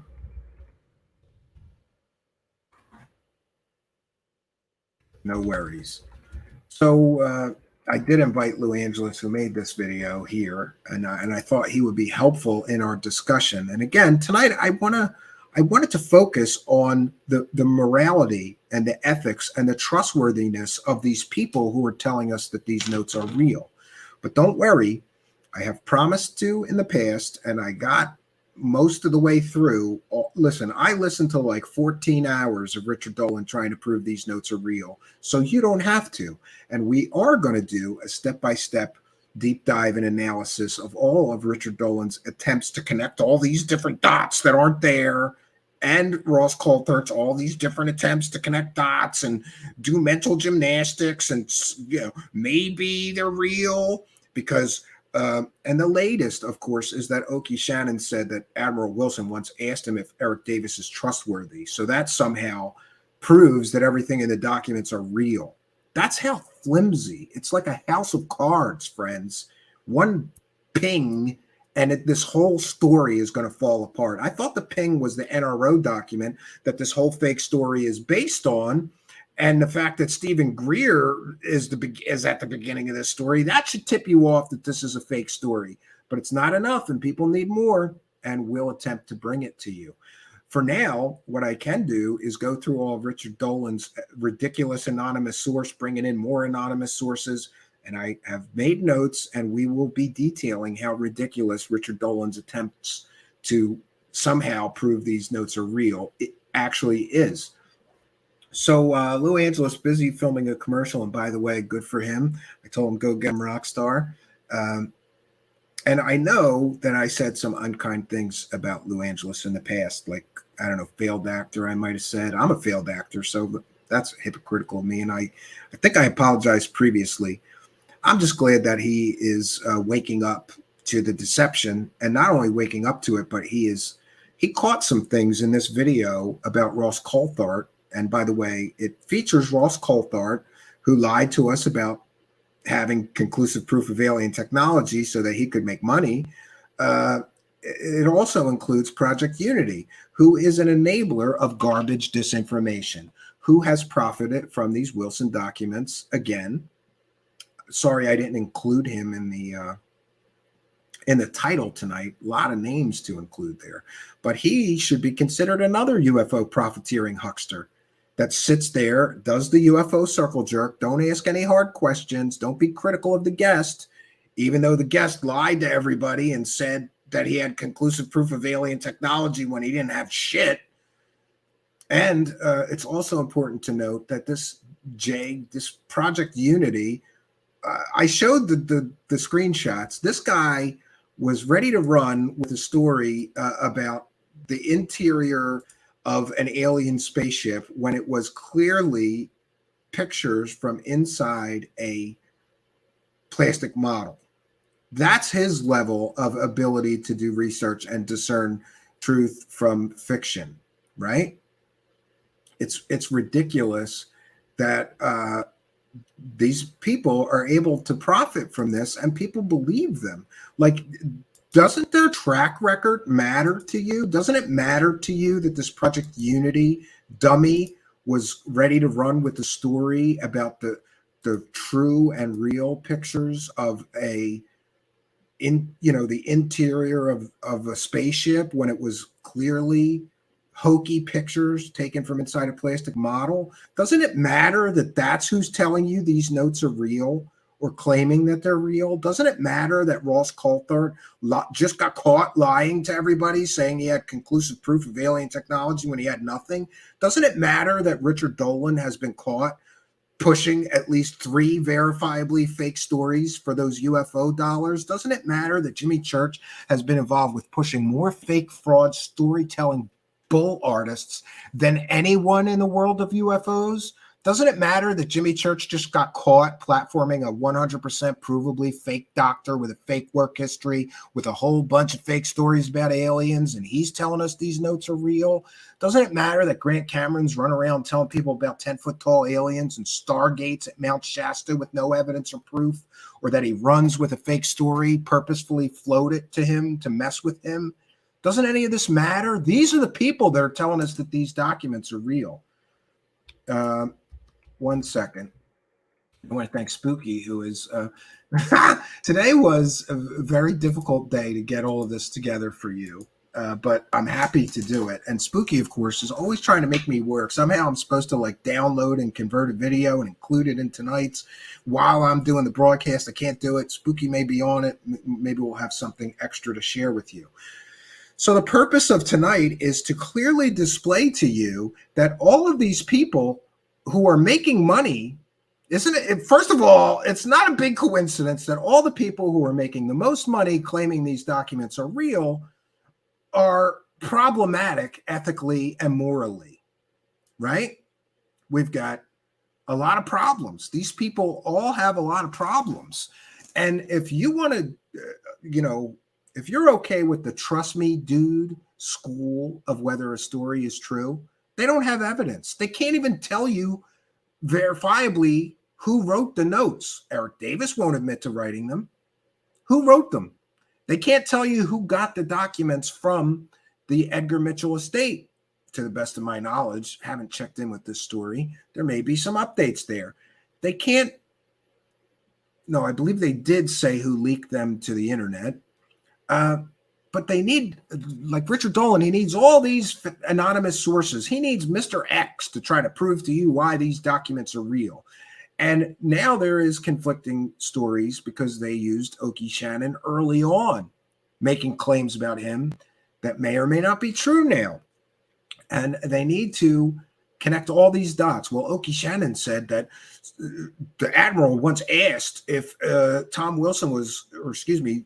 Tom Wilson once asked Oki Shannon if Eric Davis was trustworthy. So this meeting must have happened. This is how they're connecting dots, right?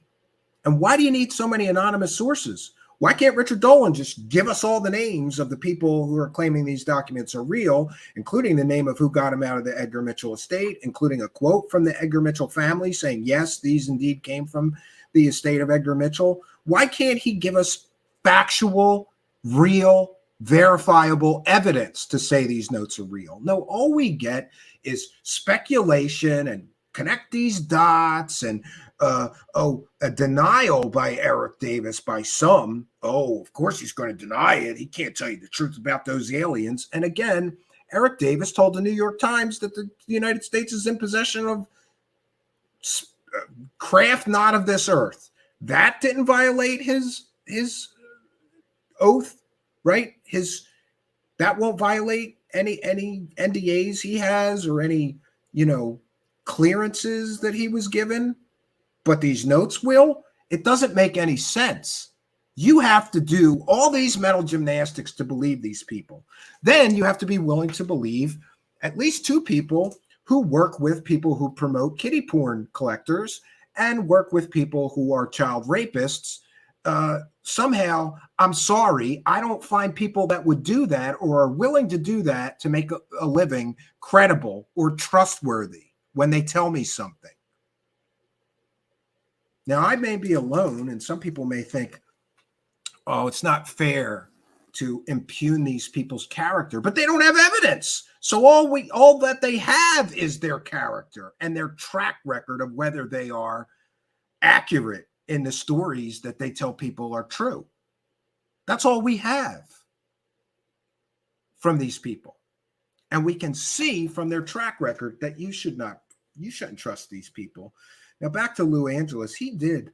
I was almost annoyed with myself because I listened to this interview he used to make his video, and I think I was busy at the time or I was doing something while listening. I wasn't focused. And I missed some very important parts of that video with Ross Coulthart, who is a UFO profiteering huckster who lied to us about alien technology and proof that he didn't have. And this Project Unity, who's so willing to believe anything that he was going to run with fake story and is, by the way, a big Stephen Greer believer. That's great. Project Unity guy believes that Stephen Greer has superpowers and can summon spaceships with his mind and can summon aliens and interdimensional beings with his mind when he meditates. Project Unity believes that. Project Unity guy also believes that pictures taken inside a plastic model are pictures taken inside a real alien spaceship. And he was going to run with that story. And he also has built his entire channel on doing the UFO circle jerk. What's the UFO circle jerk? That is sitting there, not being critical, not asking for evidence, not asking for proof, no pushback, no follow-up questions, just help the UFO grifter con artists sell their fake stories. That is the reason that Project Unity is there. And again, they all work together. Richard Dolan calls Project Unity a colleague, and he's proud of the work that he's done. Right, Richard Dolan? Are you proud of him pushing fake pictures of inside a spaceship? 100% fake pictures? Why did Project Unity delete all those tweets saying that those pictures just may be real? as he was about to run with that story. Why did he have to delete all of them, Richard Dolan? That's your colleague. You're proud of his work. And we'll get back to some other points about Richard Dolan. But back to Lou Angela's video. I was going to play this because it's kind of a long video. It's 9 minutes, and I feel a certain kind of way about sharing that much of somebody's video. But I think it's important, and he raised some very, very important points in this video about why you should never trust Ross Coulthart, who's telling you these notes are real, right? So this is fair use. This is a transformative work, and we'll be discussing the points made in the video. This, my friends, is fair use. Let's get into it and see this excellent video pointing out the ridiculousness of these Wilson Davis documents. Let's get into it, friends. Warning to all those with a special love for the Wilson Davis documents, you may not want to watch this any further. This video will definitely trigger you. Personally, I think the Wilson Davis documents are total bollocks and not worth any serious time, especially considering one half categorically denies any of this ever happened. But with all the hubbub about these documents, I wanted to break down a discussion about the Wilson Davis documents between award-winning journalist Ross Coulthart and content creator and Wilson Davis believer Jay from Project Unity. Link for the entire interview is in the description below. Here we go. The implications of the Admiral Wilson document are that there is an apparent transcript, or at least a memo, that records an alleged conversation between astrophysicist Dr. Eric Davis and Admiral Tom Wilson in, I think, 2002, ironically, in a car park outside the offices of EG&G, the notorious Area 51 logistics firm in Las Vegas. And it should be emphasized right from the head that Admiral Tom Wilson, the former director of the Defense Intelligence Agency, categorically denies that any such conversation took place or that he has ever made any such statements. So, with that in mind, let's proceed to what the document actually says. Why? Why would you do that? What is the matter with you people? The document purports to be a record, a very detailed record of a conversation that took place between Davis and Wilson, where Wilson basically described the efforts that he had made to try to investigate claims that were put to him by Dr. Stephen Reeder. When we landed on the moon, there was around that crater above where we landed, there were multiple ET craft that were just hovering there watching. And that is true. That's 100% true. In a meeting in 1997, where Greer basically revealed to him, allegedly, code names that he was not familiar with, that when he investigated those code names inside the Pentagon, Admiral Tom Wilson reportedly discovered a covert, hidden UFO, UAP crash retrieval program that was concealed inside very secure, secret special access programs that were hidden in a specific part of an office inside the Pentagon. And that is true. That's 100% true. And what it described essentially was that the United States had allegedly recovered craft, alien technology, and that moreover, that alien technology had been deliberately withheld from the purview of Congress and various oversight bodies. And that is true. That's 100% true. By concealing it inside private aerospace, inside a private aerospace company. And what the document purported to record was Admiral Wilson's frustrations at when he discovered the existence of this project, the obdurate resistance by that private aerospace company in allowing him to find out anything about the program, his eventual discovery and admissions from the aerospace company that, yes, they did have alien technology, that it was concealed and that he was not to talk about it, and moreover, that he was told to shut up about it by his superiors in the Defense Intelligence Agency. Now, it's one hell of a conspiracy.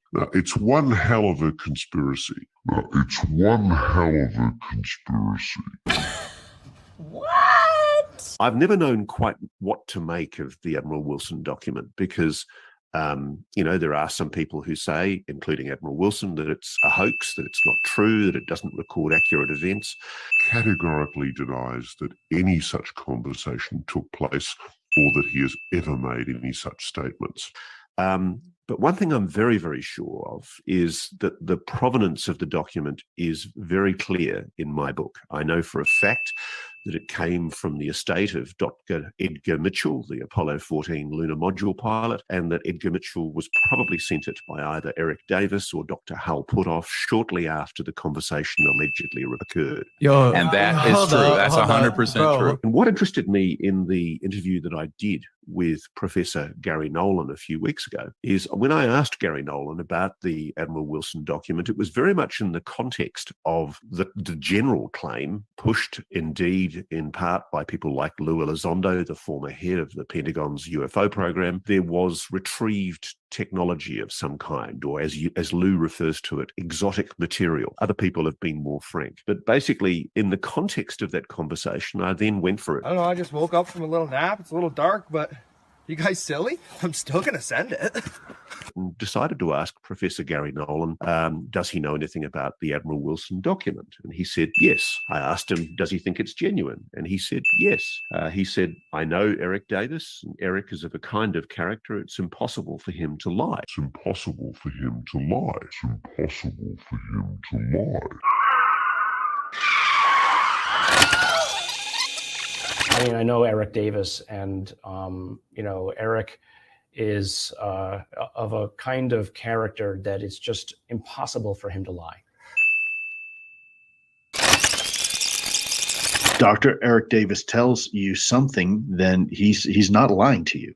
In fact, if you ever met Dr. Davis, you'll realize he has an interesting little personality characteristic that prevents him from lying.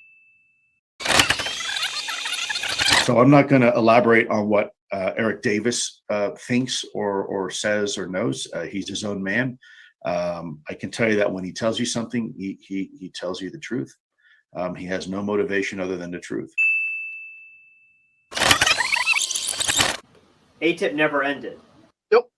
It's still going on today. Yep. Who runs it? Not in that name. Oh, they changed the name?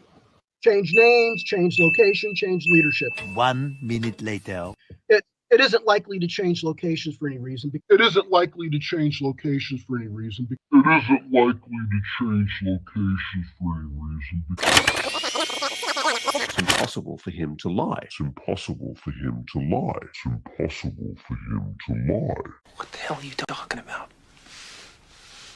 And then I explained the significance of that document, which is that Tom Wilson, the Admiral, allegedly had a conversation with Eric Davis where he imparted his discovery that was allegedly a secret UFO reverse engineering program going on inside either the US government or private corporate aerospace, where they were hiding, allegedly, a recovered spacecraft. It was being hidden supposedly inside private aerospace, according to the memo, in a private aerospace corporation. And that is true. That's 100% true.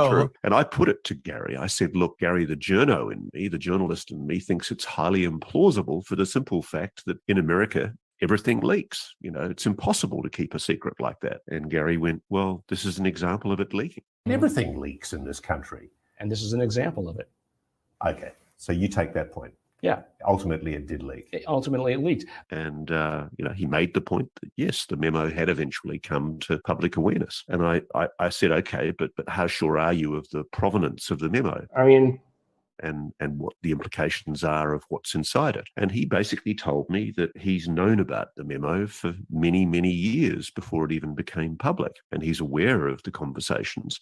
And without naming names, he satisfied himself that he believes that it's a genuine document and that it records an accurate account of events.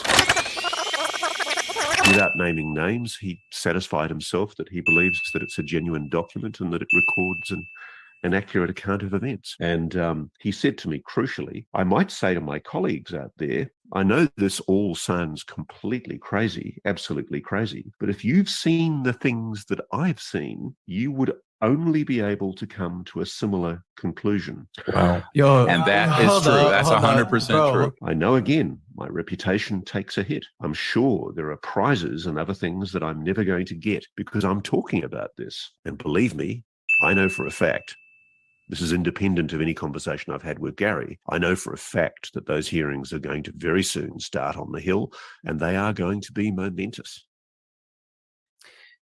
Momentous is a big word. Is there anything you can expand on there, or is that all we get? No. I'm sorry, I can't. Game over.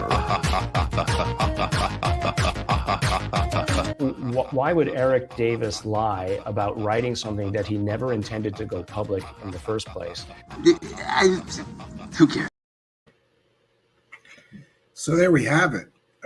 Ross Coulthart is not somebody to be trusted. Do we hear all the times you have to say alleged and apparent and all of these things? If it was a true story, you don't have to say allegedly, 10 times when telling a story. It's absolutely ridiculous. And I do hear that some people are very critical of Lou from UCR and his sudden 180. And I understand that. But I stand by my belief that he was used and woke up. And I'm not going to slag him for past mistakes, even though I have in the past. I have been very critical of the way in which he built his whole show. And I understand that sudden 180 is a bit much for some people. But I have seen that sudden 180 before in the form of one, Teresa Llaneros, who was a big time supporter of the Corey Good thing and built her whole show and her whole channel off of Corey Good. And then one day suddenly woke up and was very critical of Corey Good. These things repeat. And the same thing that happened with Lou from UCR, or very similar, happened with Teresa Llaneros. We have a lot of parallels. Lou from UCR built his whole channel on Lou Elizondo. Teresa Llaneros built her whole channel on the Corey Good thing. And they were both very successful at helping those two promote whatever they were pushing. And sure, one can be critical that it may be somewhat convenient that both of those did a sudden 180.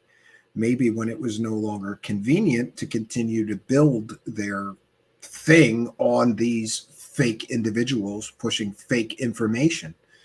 But I feel for him, and like I said, he caught a lot of things there that I missed. I listened to that. I didn't catch all of this alleged, apparent.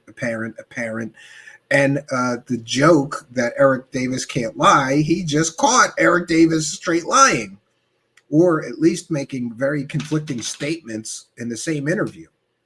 And the fact that people are that's people's proof that these Wilson David documents must be true. Eric Davis can't lie. Well, why won't he tell us the truth about the documents then? And if he wrote them, and if he sat at that meeting with Admiral Tom Wilson, why can't he tell us the truth? He doesn't lie, right? Or does he just avoid questions that are inconvenient while he's, pretending to be some kind of insider, right, to all the UFO government secrets? I think this is ridiculous, right?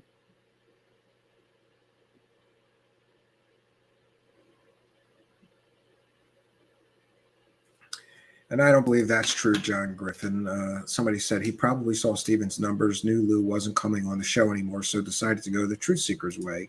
Well, people can say what they want. I will,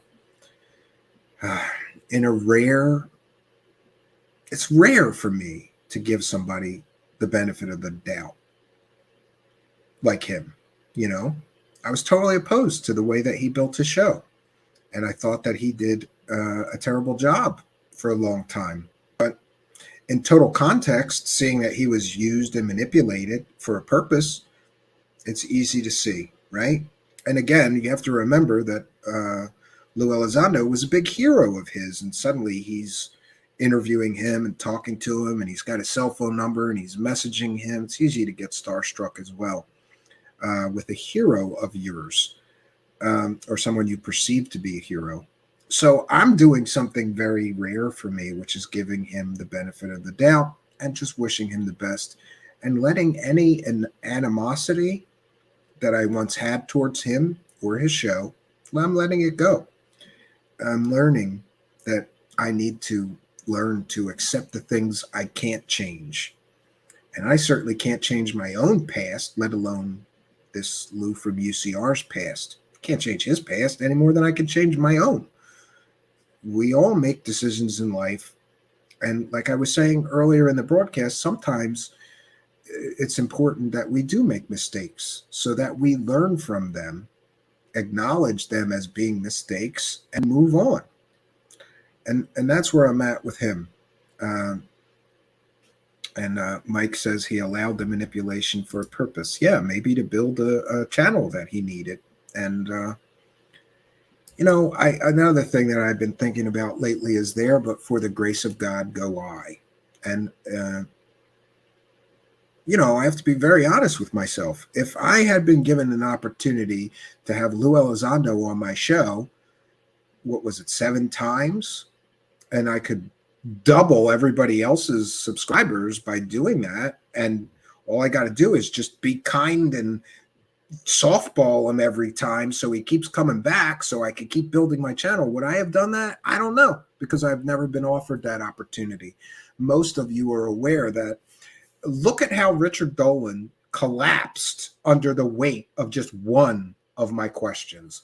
Look at how Linda Moulton Howe lost her goddamn mind under the weight of just one of my questions. So it's hard for me to put myself in that place because, quite honestly, I would not just softball anybody I would not do the softball circle jerk. And I believe that he did for, a time. But I can't judge him. And I think that he was manipulated in some ways. And I feel sorry for him. I have sympathy. I have empathy because there, but for the grace of God go I. And then, like I said, it's hard for me to imagine being offered that opportunity and would I turn it down? And yes, there have been times where I turned down opportunities because I knew it wasn't the right thing to do or whatever. And if any of these UFO celebrities came here, like I said, look at how they collapse under the weight of one of my questions. And that will give you some indication as to why they won't come here and have a respectful conversation with me or allow me to ask questions. Look at what just happened with Richard Dolan. I asked him one simple question about working with the child rapist at KGRA or working for or whatever. And I got blocked on social media, on Twitter by him because he doesn't want to answer my question. So it's hard for me to put myself in a position. Honestly, do I think I would just softball somebody 7 times? No, I'm not. It's a big club and I ain't in it. I've said it before and I'll say it again. So I don't think I'd be even offered the opportunity like that he was. So it's impossible for me to judge whether I would do what many people would call selling out to build a channel or whatever. I can't put myself in that position. I don't think it'll ever happen for me. The closest thing that I could say is that I once got an opportunity to interview Whitley Strieber, whose book I really loved when I was growing up, when I was a kid, and I was a little starstruck by him. And I didn't push him as much as I should have. But that is something that I realized in hindsight, that maybe I was too kind to him. But I'm holding out hope that I still have a decent enough relationship with Whitley Strieber, even though I've been critical of him also working with KGRA with the child rapist, that he would come here again and I could be a little more aggressive with our questionings because, of course, he says some really, like the implant. He talks about having an alien implant. Then let's get it out, bro. Let's analyze it. Let's prove it's from aliens and not just a story, But again, I wish the guy the best. And again, I'm really working on learning to accept things I can't change, right? Am I going to hate that guy forever because, what may amount to petty jealousies? It would be easy for me to be jealous and say, that guy doubled my subscribers, but he did it by cheating. It would be easy for me to get bitter and angry and jealous of him. It's a lot harder to let those feelings go. And let's not mistake it. Those feelings were there. but I just don't want to waste time and energy on those negative emotions towards him or feeling a certain kind of way. I believe that all men deserve a road to redemption, even these UFO profiteering hucksters. And I see Pixis here to tell me that the Wilson documents are real. Look at these UFO profiteering huckster idiots that are telling you that it's real. And you're going to believe all these people have been caught pushing provably fake people, fake stories, fake evidence all this number of times? Why can't we get real, factual, verifiable evidence that these notes are real, or even who wrote them? We can't even get that much. But people like Pix live in a delusional fantasy land where the aliens are real and they have crash retrievals. And by the way, I forgot to mention this at the beginning of the broadcast, and it's very important that I do mention this. I would love nothing more than for this entire story to be 100% true and real and factual. I would love that, because it would confirm, just like it confirms for these true believers that just jump right in and are willing to believe it, it would confirm that the so-called core beliefs or core secrets are true, that the United States is in possession of alien technology. However they got it doesn't matter, but they have it and they're studying it. They're trying to back engineer it, right? But when you search for proof of these so-called core secrets, what do we have? We've got Bob Lazar saying he worked on it, a provably convicted pimp fake scientist who lies and says he has things like particle accelerators in his bedroom, which is absolutely nonsensical garbage. Ask any scientist. You can't have a particle accelerator in your bedroom. And I could go on and on for 10 years about Bob Lazar being a fake, but that's what we have. That's what people cite as proof that the government really does have alien spacecraft and they're back engineering them. Mostly people will cite Bob Lazar, who, again, you know, it's like one lie propping up another lie, stack on another fake story or another fake source, another fake scientist, right? Or let's believe that other fake doctor, Dr. Jonathan Reed, who Jimmy Church just platformed, a completely and totally fake doctor, right? 1 second. I have to get a video here that I was told by Spooky to share at the end of the show. So let me see if I can't find that, friends. Oh, don't you hate it when you have two-step verification and you need a code to get into everything? Oh no, luckily it's letting me in. Great. So let me see this. We will get that piece that okay, 1 second here. I'm gonna get this ready for you, friends. A gift from Spooky. And by the way, thanks Spooky for the excellent thumbnail. And it's important also that I mentioned that tonight we focused solely on the moral character of the people who are telling us these notes are real. And by the way, it's also important to note that Dr. Eric Davis his science was called crackpot physics. You know, I think that's important.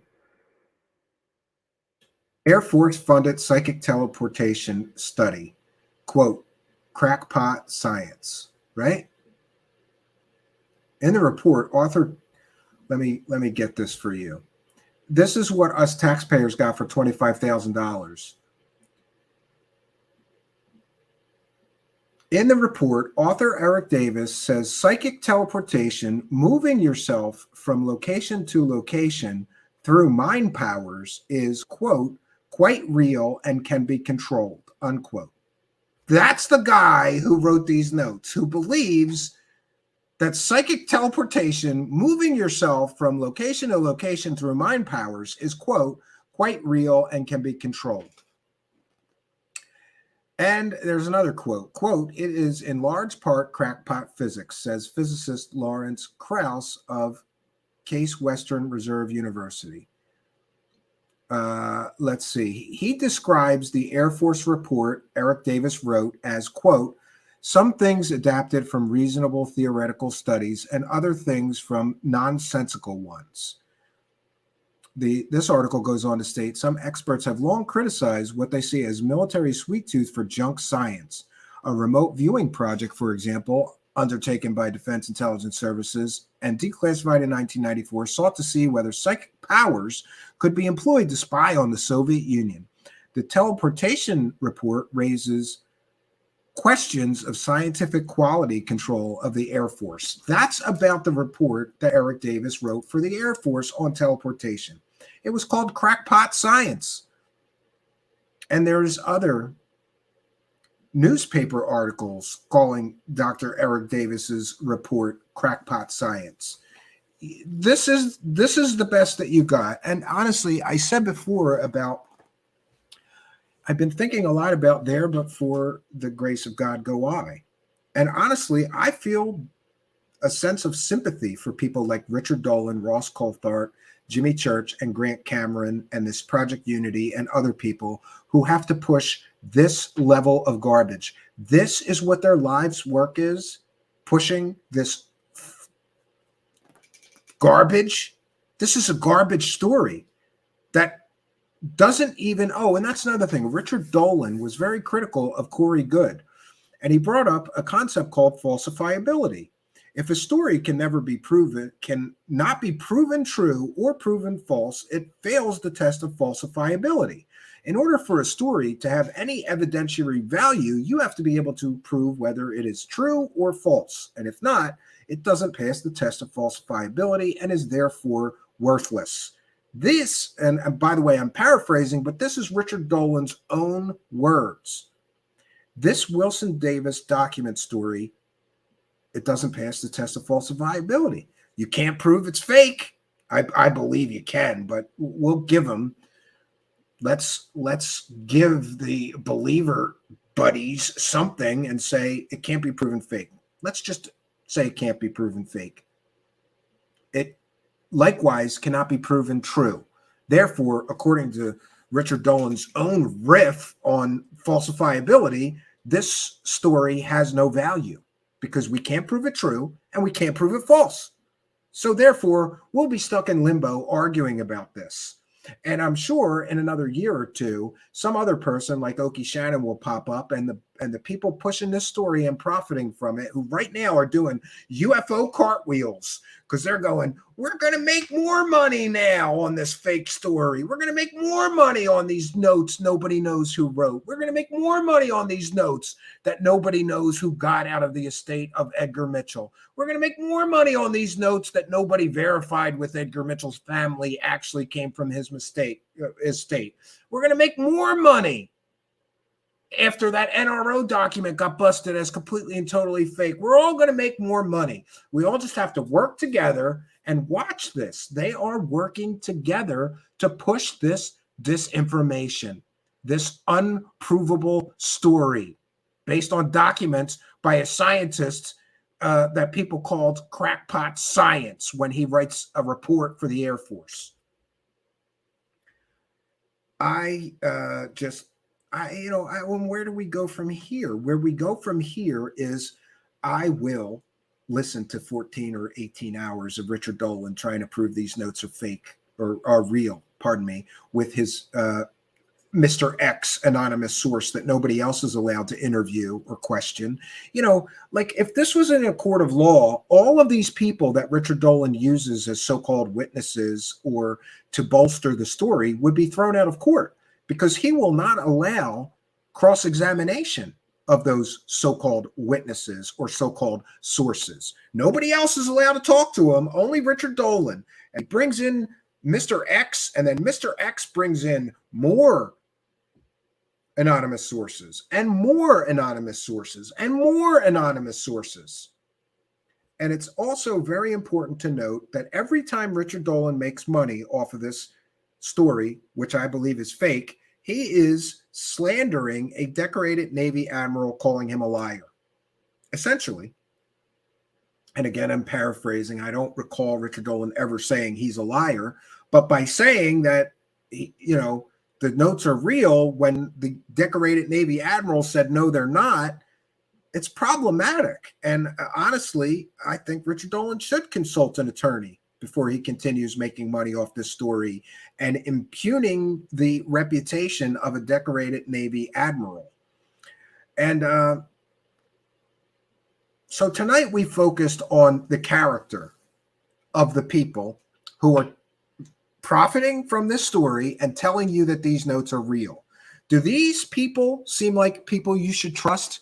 People that work for companies that are promoting kitty porn collectors? Richard Dolan and Jimmy Church worked for a company, J3 Films, that is right now actively promoting and profiting from a kitty porn collector and a documentary about a kitty porn collector. Now, to their credit, they didn't know he was a kitty porn collector when they made the documentary, but they could pull the documentary and go, we don't want our company to be associated with kitty porn collectors, and we don't want to make money from a kitty porn collector. They didn't do that.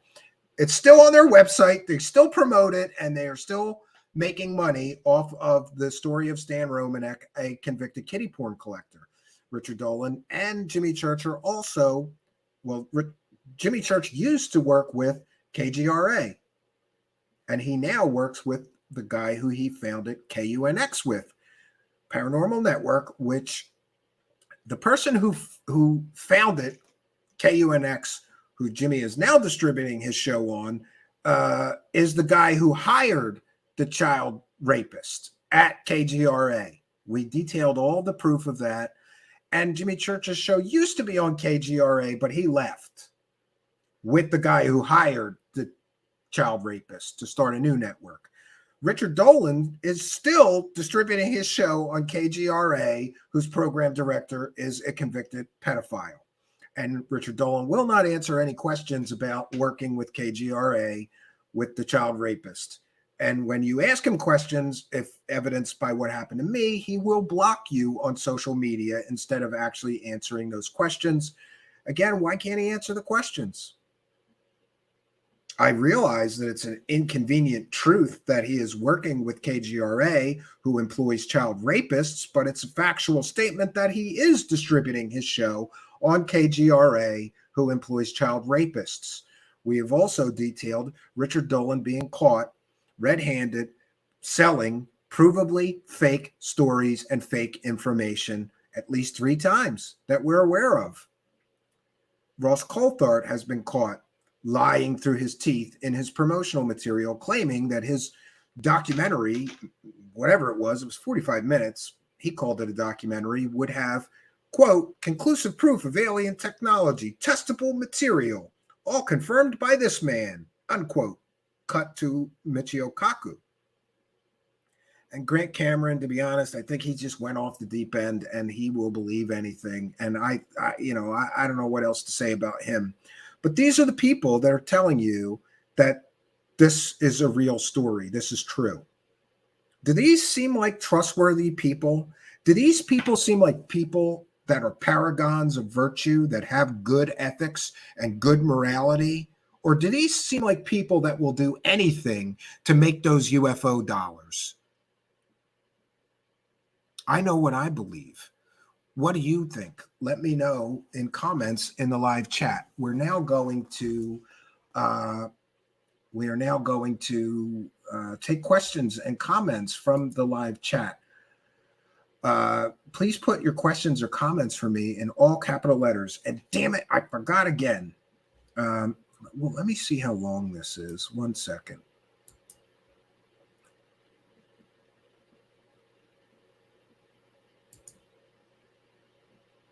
Oh, okay, great. All right, I have to get this video that Spooky sent me up here. And by the way, Jimmy Church, don't you dare copyright strike me again, because we're going to play something with a clip from your show, but it's a comedic parody and it's a transformative work. And this is certainly covered under fair use. And we are educating the public and critiquing the video that we are sharing. Therefore, this is allowable under fair use. 1 second here. Why can't I find it now? 1 second, friends.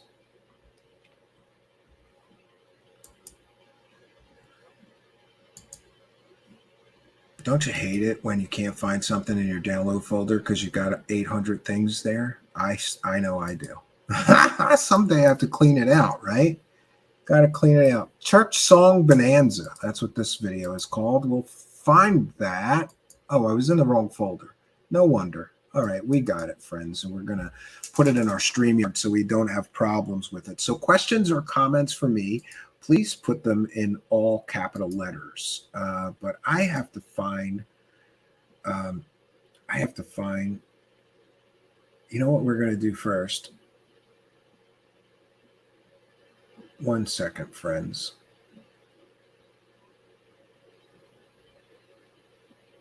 Yeah, actually, I'm going to take a short break because somebody sent me something that I've been meaning to show on the show and share. That would be Tina, and I haven't gotten to share that yet. So we are going to take a short break. But when I return, I'm going to read all the super chats. I'm going to read anybody's pledges that have sent me anything through PayPal or Cash App or whatever. We'll recognize new members, and we will. Oh, wait a minute. That's a problem. That's weird. Let me check. Okay, no, we got it, but it's only 1 minute long. Let me find a appropriate. Oh, I know exactly what we're going to do. Friends, the Wilson Davis documents are conspiracy wacko shit. That's what they are. It's conspiracy wacko stuff. And I think it's important sometimes that we recognize that it's conspiracy wacko stuff. And sometimes you got to take a break from it. I know I do. So here is David Wilcox, not Will Cock, but Will Cox, with his song, Conspiracy Wacko Stuff. I'm going to be right back. Just got to grab something. Somebody sent me something that's so funny. I got to show it. And I keep forgetting to bring it in here. So I'm going to go grab that. We'll be back in 3 minutes, 16 seconds. We'll be right back, friends. Enjoy the song in the meantime. Sometimes what we need is a soulful song that can bring us all together, heal our hearts. But in times like these, we might need a song like this. I still want to learn to play piano. I could be practicing every day. I keep saying I'd love to start running. I'd be in shape if I had my way.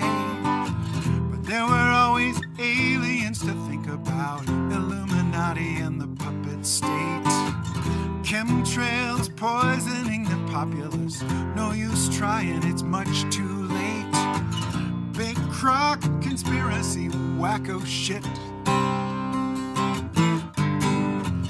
Deadlock, truth I never will admit. It's only an excuse to quit. Conspiracy wacko shit.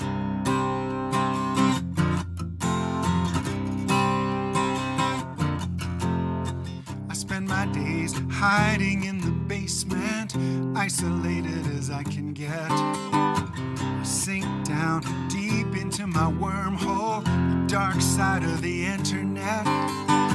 I might have liked to drive across America, camping out in the old RV. I'm too scared of queuing on and on and on. They'll hack my brain with the new 5G. Big crock conspiracy wacko shit. Deadlock, the truth I never will admit. Gives me an excuse to quit.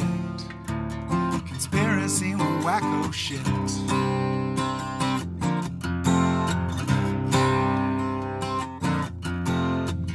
Fist clenched, strangling my iPad, apocalyptically entertained. I'm sweat drenched, paranoid, it's this bad, pure adrenaline in my veins. At least I finally see I have no choices. 'Cause everyone's controlled by the deep state. Long as we believe in unseen forces, never even try to change our fate. Big crock conspiracy, wacko shit. Deadlock, the truth I never will admit. It's only an excuse to quit. Conspiracy, wacko shit. It's only an excuse to quit. Conspiracy, wacko shit.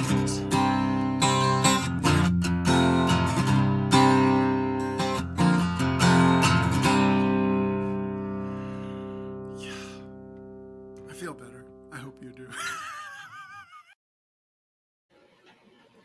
Well, greetings and salutations, and we are back. And by the way, this songwriter, David Wilcox, is one of those amazing songwriters whose songs you've probably heard in a bunch of different places and not even knew who he was. Interesting guy. Just search for David Wilcox Conspiracy Wacko S, and you'll find his channel on YouTube.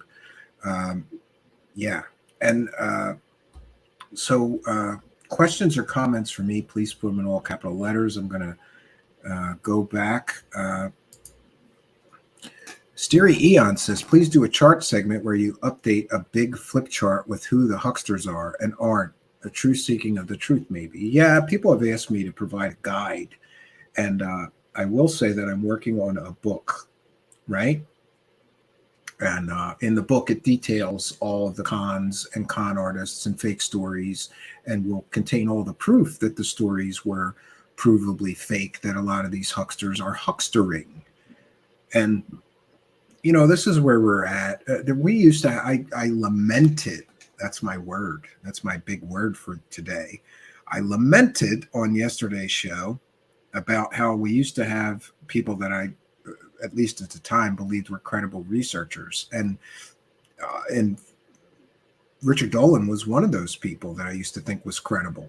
But the further you go down the UFO career, the worse and worse and worse it gets. We see it with Grant Cameron. We see it with Richard Dolan.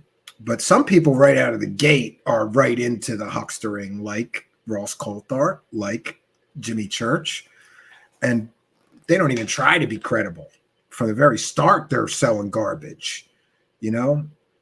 So I have a lot of feelings about that, having grown up reading. You know, I've read Grant Cameron's books and Richard Dolan's books, and I used to think that they were people that were trustworthy and credible and were telling us the truth. And maybe at one point they were, but I no longer think that they are. This is true. Empress Cortana is here. Welcome. Good to see you. Says someone needs to make UFO huckster bingo cards. I agree with you 100%. Mysterious Oklahoma says good guys, bad guys chart. I agree. Absolutely. I should do that. I should really do that. Al Warriors here and says he should play the banjo. Kasha George says, what do you think of Billy Carson? I think Billy Carson is another UFO huckster. He ran a charity for a while, collected all kinds of money, like Stephen Greer, saying that he was going to, work on spaceships and free energy devices. Where'd all that money go? Nobody knows. His charity got revoked by the IRS, near that I can tell, for not disclosing how much money he collected or what he did with it. He was also previously arrested for fraud, pled guilty. It's a whole story there. I don't believe that he's credible, and he sells what I can only call questionable medical devices on his website. And he makes a lot of ridiculous claims, like NASA was one of his clients, or that he is an MIT alumni because he took an online MIT X course for free. He didn't go to actual physical MIT. He's not an MIT alumni. He makes a lot of wackadoo claims.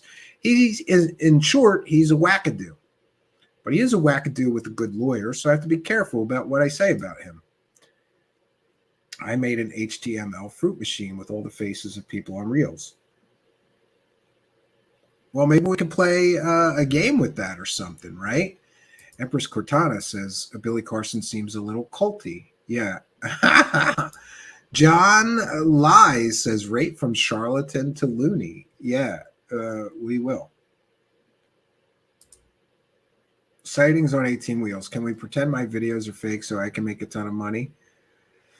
Well, apparently, it really depends. You know, the faker your story is, apparently the more money that you make, according to history here. Why is the power grid above ground? Yeah, that never made any sense to me. Why don't they bury those wires? It would be much better to bury the wires than to have all these poles and wires hanging everywhere. I agree with you. That's one of those things that make you go, Lord Ludicrous, right? Solar Marshal says, how's Blake? Blake is an idiot. Blake is, oh, you know what? That's unkind. Blake is mentally challenged. That's what I'll say about Blake. And Blake is selling. Blake is now, I wasn't aware of this, but Blake is working with Dr. J, who's pushing the totally fake Dr. Jonathan Reed story, just like Jimmy Church was. And unlike Jimmy Church, he actually did a part 2, right? With the fake doctor. And apparently Blake Cousins is signing off that the fake doctor's story is true. So now Rich from Goofon has to defend Third Phase of Moon, saying that the fake Dr. Reed, Jonathan Reed story is true, right? Oh, it's great. It's great. And I hear that Rich from Goofon blamed me for having a couple of bad months and having to short his mom money for rent or something. That's great. Now I'm getting blamed because poor Rich from Goofon can't scrape up enough UFO dollars to pay his mommy the rent. He had to short her, and it's my fault. But I'm going to share this for the benefit of Solar Marshall and the benefit of Rich from Goofon, who apparently is now going to have to defend this story, right? He's going to have to defend this. Here's Third Phase of Moon, while Dr. J is pushing this fake Dr. Jonathan Reed story. By the way, I tried to look into Dr. J a little bit, and I don't think he's a real doctor either. I think he just calls himself Dr. J. I don't know. Claims to have a background in law, but can he become a doctor of law? I guess you can. I don't know. Here's Third Phase of Moon saying, we spoke with Jaime Maussan about Dr. Reed's case. Jaime Maussan has confirmed that his story is real. Jaime told us that they tested the area around the obelisk and it was radioactive. So here we have Third Phase of Fake, the biggest UFO fake video distributors on YouTube, who have pushed every fake story that they've come across, to have manufactured fake stories, faked videos early in their career, admittedly by them, and more. So we have one fake. Remember how I said this works. Those who grift together stick together. And Third Phase of Moon is grifting with Jaime Maussan and with Dr. J. So here comes Third Phase of Moon in the live chat to tell everybody, we spoke with Jaime Maussan about Dr. Reed's case. That Jaime Maussan has confirmed that his story is real. Jaime Maussan is the same guy who created the Roswell slides hoax. And the fake, pushed the fake Nazca alien mummy story, you know, where some slime ball glued together a bunch of dead bodies and pretended that they were alien bodies, alien mummies. Yeah, that Jaime Maussan.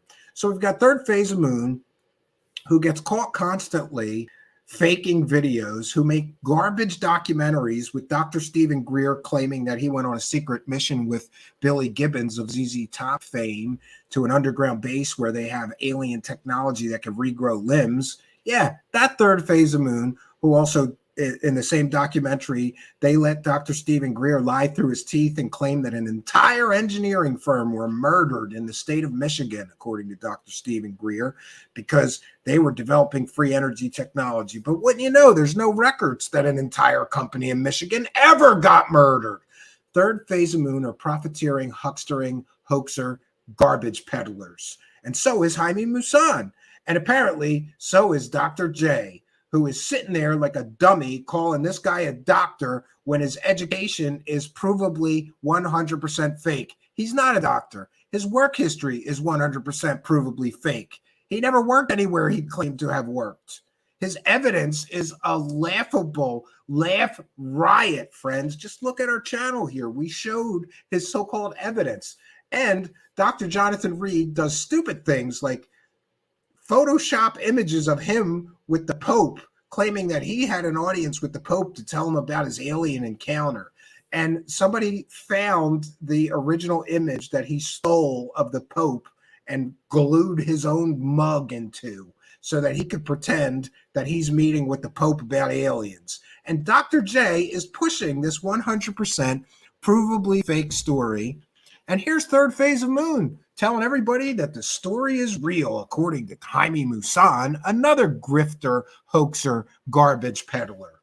And now, I suppose, Third Phase of Moon is going to have to let Rich from Goofon know that we're coming after Third Phase of Moon for saying that this fake doctor story is real. And Rich from Goofon is going to have to defend that the Dr. Jonathan Reed story is real because his employers, Third Phase of Fake, are saying that it is. And now is Rich going to call them out for being hoaxers? Is Rich going to call out Jaime Maussan? I think he did before. Now he's going to have to shut up about Jaime Maussan being a hoaxer and a fraud peddling garbage peddler. He's going to have to shut up about all that because he gets paid by Third Phase of Moon, and they're saying Jaime Maussan's okay. They asked him about Dr. Richard's case, and Jaime Maussan has confirmed that his story is real. And wouldn't you know, Dr. J is on Third Phase of Moon. Third Phase of Moon are helping Dr. J push this 100% provably fake story and hoax of a fake Dr. Jonathan Reed. This is the cesspool.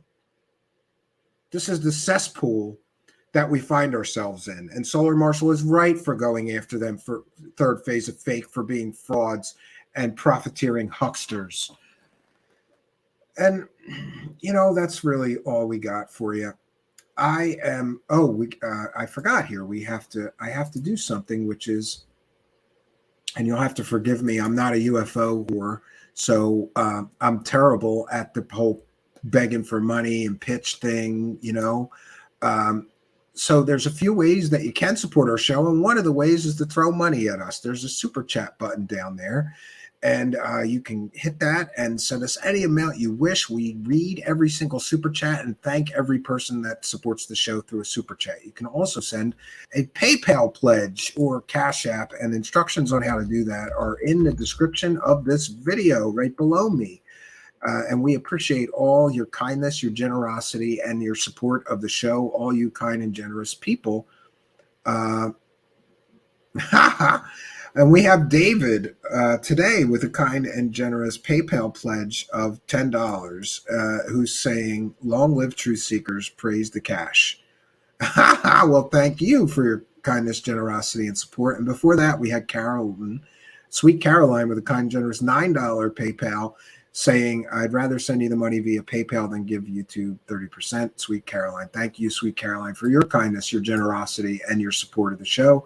It is much, much appreciated. Now let's get to the, 1 second here. Let's get to the actual super chats for the night. So we had Spooky, who always does this to get my attention, and I'm going to have to give Spooky a get my attention super chat fund. Said $2 Great Britain pound. Says, check messages for end of the show treat. We'll do that, and thank you for contributing that. Then we had Patrick Sheehan, longtime show supporter with kind and generous $20. Says, Stephen, you are spot on. Bring the truth. Well, thank you, Patrick, longtime show supporter, for your kindness, your generosity, and your continuing support of the show. It is much, much appreciated. And now's about the time that I'm supposed to give you the hard sell for why you should join our Patreon for as little as $1 a month, or why you should become a channel member here for as little as $5 a month. And I guess I should tell you that on Patreon, as a Patreon member, you get a bunch of extra goodies, extra videos, early access to videos, the production videos before they're uploaded to YouTube, a monthly show journal. All of my music unreleased is all free there for Patreon supporters for $1 or more a month. Or you can become a channel member for $5 or more a month, and that includes all the Patreon benefits, all those extra goodies, plus some YouTube extra goodies. And I'm terrible at the pitch. I'm not real good at begging for money. So what I generally do is I borrow televangelists who are excellent at begging for money in our appeal. Look, this is not an appeal for money. This is an appeal for support so that we can be what we're supposed to be. And praise the cash, praise the cash. People from all over the world are pledging a couple bucks, throwing a couple of bucks in our hat, praise the cash, so that we can continue our journey here, so that we can tell you the truth where other people are constantly lying to you and collecting 10 or 100 times the money that our show gets. But I'm terrible at that pitch, right? So I like to borrow televangelists. They're great at telling you why you should donate money. So we're going to use some of them to help us along and hopefully make you people feel generous. Praise the cash, friends. Here's what I want you to do. If the Lord is speaking to you, ushers, bring some baskets down. Just leave them there. I'm not finished. I got one more point to make. This is what I want you to do. Thank you, Miss Marguerite. I brought her because I want you to understand that the work must continue. This is not a plea for money. It's a plea for partnership so that we can be what we're supposed to be. I just need 497 people to say, I'll do 300.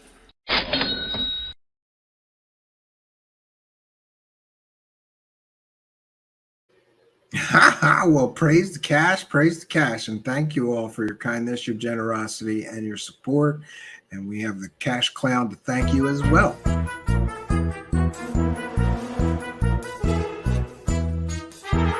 You're watching Truth Seekers. Praise the cash, praise the cash.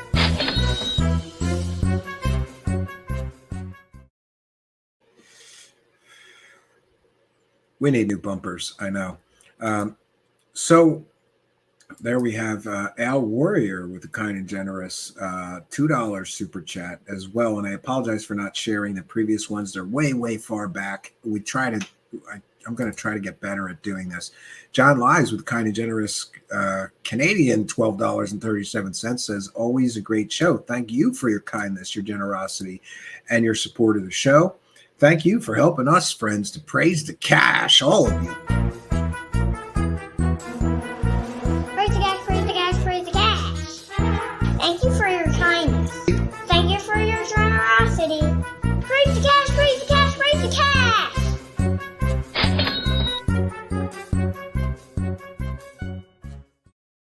The cash clown thanks you, and so do I. I can't tell you, we talked about other people and their method of building a show and how I may disagree. I'm very proud of the fact that we have never pushed a fake story, at least not knowingly. We do our best to investigate things, to vet people, to fact check people.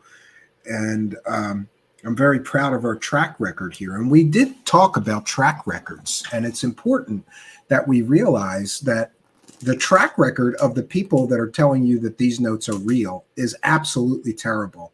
The fact that they're willing to work with, let's just say, less than scrupulous people in order to make money, it kind of tells you everything that you need to know. And Al Warrior with another kind and generous $2. Thank you for your kindness, your generosity, and continued support of the show. It is much, much appreciated, friends. Praise the cash, praise the cash, praise the cash.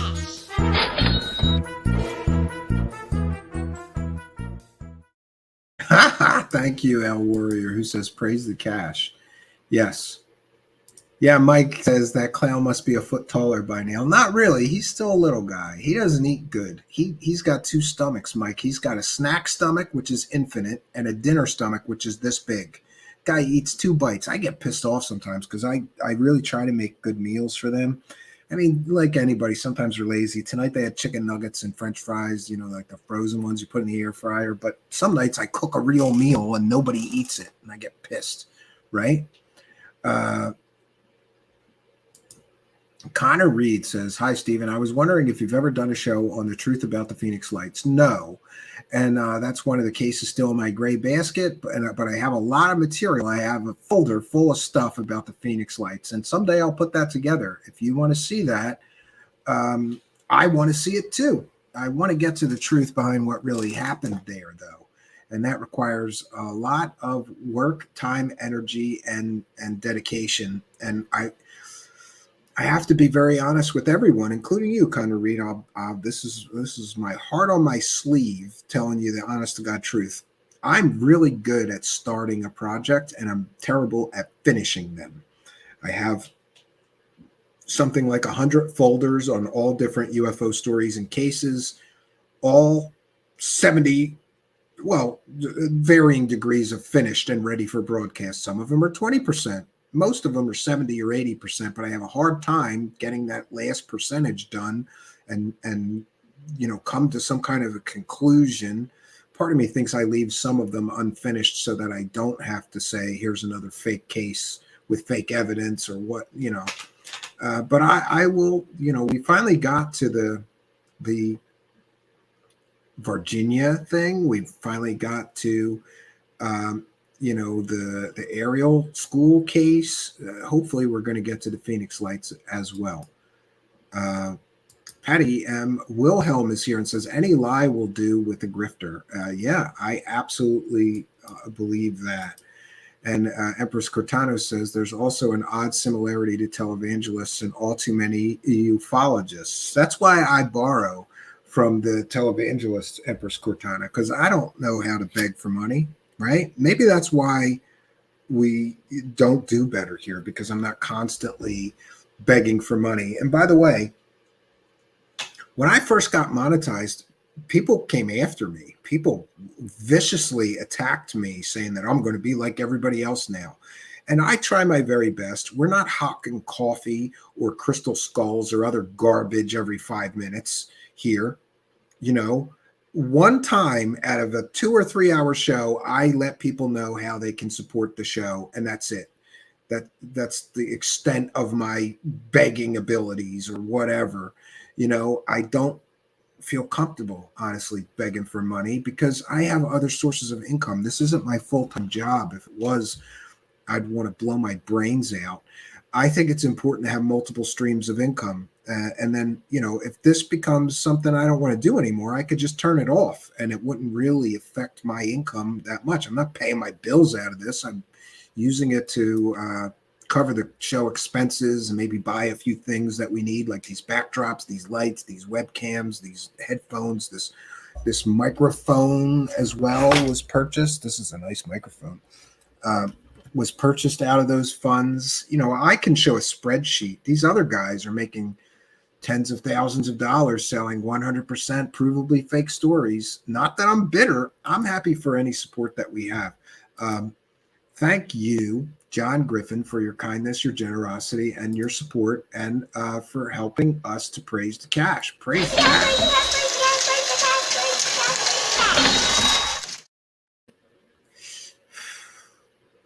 And by the way, the Cash Clown wants a PlayStation 5 for Christmas and a bunch of games and another controller and something else. I was joking like Tiger King. I may never financially recover from this. And I have taught him the value of working through his help with the show.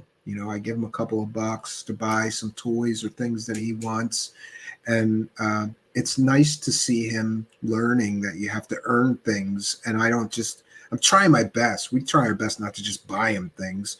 Honestly, the PlayStation, this kid's going to behave real good for 3 or 4 months for a PlayStation. It's worth it to me. And he's a very good brother to his disabled brother. For those unaware, Cash Clown is now 6 and the older brother, Zachary, is now 10. And Zachary is nonverbal autistic and is disabled and has a lot of problems and is quite honestly very difficult sometimes to live with. And his younger brother, the younger brother, really is like the big brother, and he really does a lot to help his brother, and understands that his brother has problems in his brain and does strange things, and he's a really good kid. I'm proud of him for how much that he helps with his brother, and how he tries to be a good person and a good friend. And yeah, being a father is terrifying.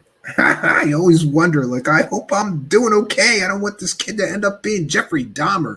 By the way, did anybody see the Jeffrey Dahmer story on Netflix? We may do a show on it. I enjoyed it thoroughly. I followed the story a lot originally, and the actor that's, I can't recall his name, the same guy who played Quicksilver in the Marvel X-Men movies, played Jeffrey Dahmer. It was excellent. I highly recommend it. Binge watch on that. I binged the whole thing. Loved it.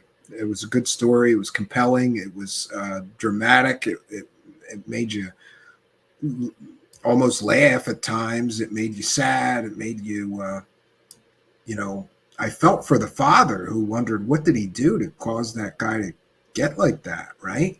Who knows what causes a serial killer, right? Is it in their brain from birth, or is it their environment that causes that, right? Space exposure. Have you ever thought about doing a documentary about present day ufology? I'd definitely watch it. Yes. And we have plans to try to do that. John Lai is acknowledging that bandwidth is freaking expensive. Yes, it is. Definitely. Thank you for acknowledging that. Kepsa says, too bad it was before 2004, year zero of Luology, and they didn't talk about the Phoenix Lights on the hearings, but they chose to talk about the Wilson notes. Yeah. Again, somebody is feeding these senators false disinformation, maybe in an attempt to get funding, right? Who knows? Al Warrior says, much love to your kids. Take care of them. I'm doing my best trying to do that. Mystery Eon says, a lot of people just don't see this side of Stephen, a family man, caring and generous. Well, thank you. I appreciate that. I'm trying to be a better father. By the way, I should, let me see if I can count it up.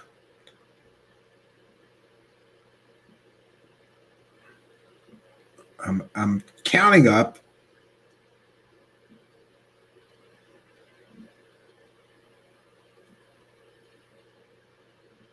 I was counting up my days of sobriety, so I'm now at day 116. And Mystery Eon, I think that drying out has made me a much better father, and I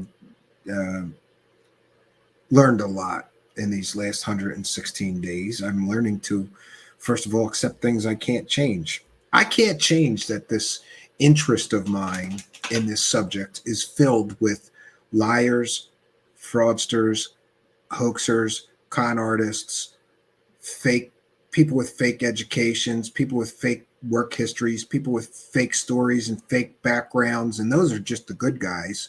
I can't change that. And we will. I have been reminded recently that the point of Truth Seekers was supposed to cover many, many mysterious different stories, not so focused on UFOs, but we sort of naturally gravitated towards that because it's a big interest of mine. And we are going to be getting back to other subjects. And views be damned, I can't keep going like this. I mean, what else am I supposed to do to show you what a circus of fraud most of these stories are, and most of these people are? Cynical Observer says Dahmer's dad kind of took advantage of the story to sell books, at least in real life. Yeah, a lot of people did say he was profiting from the victims, right, and being an opportunist. But I do believe that he was sued, and whatever money he made had to go to the victims and not to him or his family. Mike says, sound better. Yeah, I agree. Amy Collins says, no matter which side of the issues, it would make someone a bit loopy after a few months. Yeah. I hear you, SpaceX. The clown's great and everything, but yes, and B. Baker reminding everyone that our Discord is awesome. Amy Collins, was that real money in the Praise the Cash bumper? I think that was prop money. And he's got a gun that he can shoot the money. He was so excited about the money gun. Yeah, we'll have to get that back out. We're going to make new bumpers, right? Bob Marley says, minding kids is the hardest job in the world. You don't have to remind me. I felt like I was going to die this past Monday because they had off. It was a Jewish holiday, so they had off from school, and I had them from and they got up at 8 o'clock in the morning, and they were both raring to go. And oh man. And I cleaned, I can't tell you how many messes. It was so bad, the messes that they made, that I actually had to sweep the whole kitchen floor of all this cereal and cookies and nonsense they were messing around with. And then they somehow tracked it all through the living room. So I had to vacuum the living room. I was running around like a maniac before my wife got home trying to clean up the damage. But part of that's my problem. I would leave him alone. I left him alone once to make a phone call for 20 minutes. That was a bad idea. Al Warrior says we need to make a band. I don't know about that, right? I'm not sure about that. I think my days in the music business are largely over, but I do have a new album coming out that I hope will be available everywhere for purchase. Empress Cortana says, I've literally been in a UFO mafia. That sounds like a good title for a book, Empress Cortana, and you should write that. My time in the UFO mafia, and tell the whole story of it all, because it's interesting and intriguing, and people should know that the UFO mafia, yeah, they're all working together, right? They all won't rat each other out, right? Did you know that's a rule? You can't rat out your fellow UFO con artist, right? Or they'll rat out you can't tell everybody that guy's a UFO con artist and he's selling fake stories, because then the UFO con artist you ratted out will rat you out for your fake stories. They all work together. They don't rat on each other when they're all, I don't want to say all, most of them are pushing provably fake information, provably fake stories with provably fake or questionable sources. It's absolutely ridiculous. And, part of me wonders, there was a crossroads at one point in my life, right? Like that I became public with my interest in these esoteric topics. And I could have just avoided a lot of trouble and heartache, honestly, in my life if I had just said, okay, it's fake. I'll stop buying books. I'll stop buying documentaries. Too much of these people are fake, and just rolled on with my life and did something else with all of this time instead of investing all this time, energy, research to, I guess I had to prove it to myself, not you. I wanted to prove to myself whether this was all bunk and bullocks or not. And I've long past the point where I believe 99% of this is bullocks and garbage and fake information. And it's all related, of course, to the money. Follow the money, and all the people that are making in some cases, millions of dollars are telling wild, fantastical fairy tales and getting away with it. It's a great business, right? Beth Double Kick Chick says, my boyfriend's 3-year-old is so bad that way too. Feeling you struggle, mate. Yeah, you got to stay right on top of him, Beth, right? You can't leave him alone for a minute, right?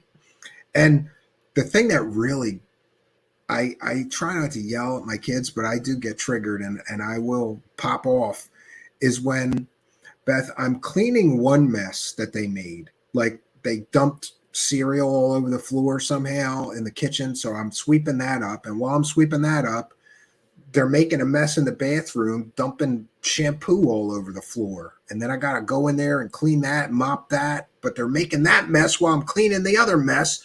I lose my mind when they do that, right? UFO John Doe is here with kind generous $4.99 super chat and says, missed the show. I'll catch it later. Also, rest in peace, Coolio. Oh, I did not hear that. That's the first I'm hearing of that. Is that verified? And do you know what he died of? Sorry to hear that.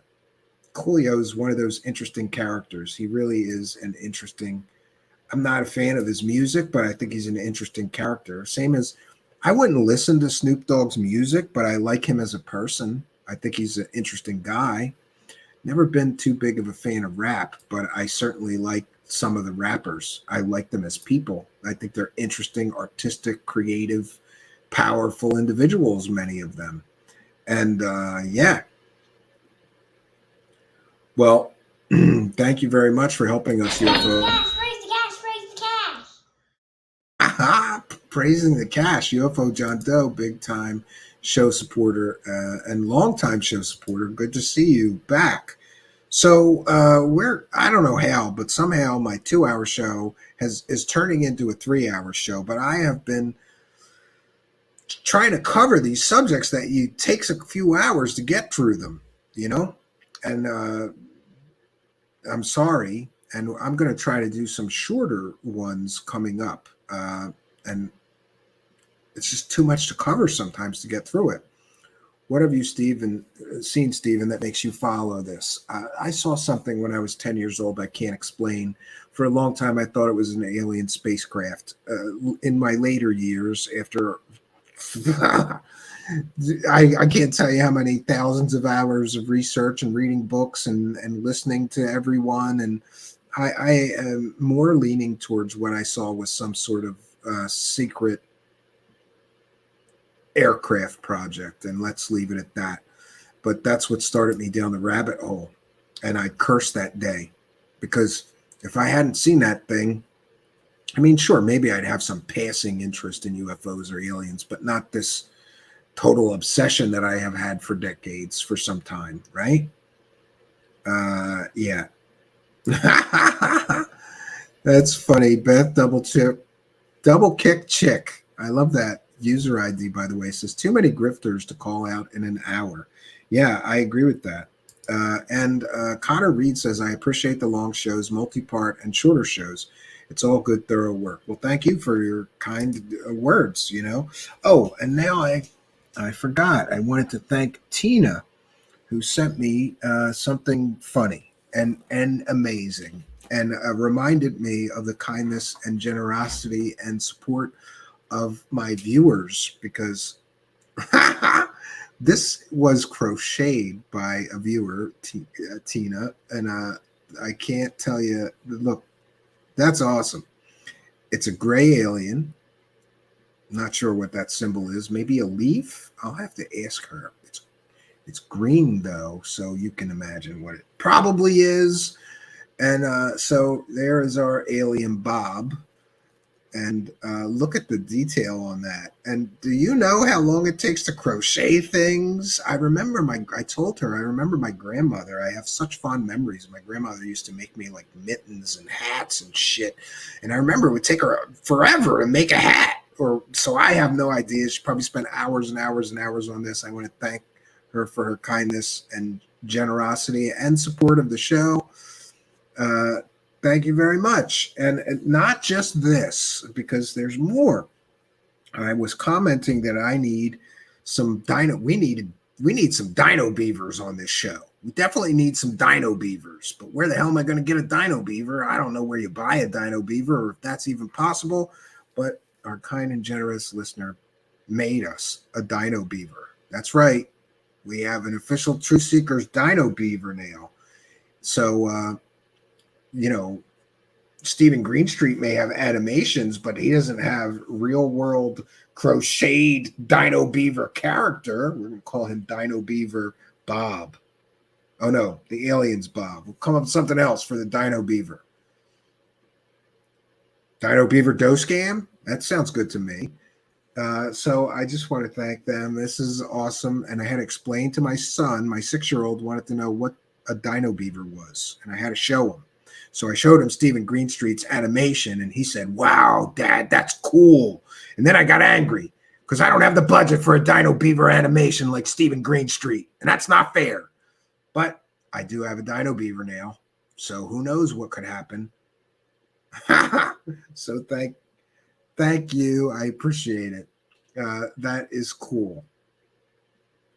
Yeah, cynical observer. We'll call him George the Dino Beaver after George Knapp. You're right.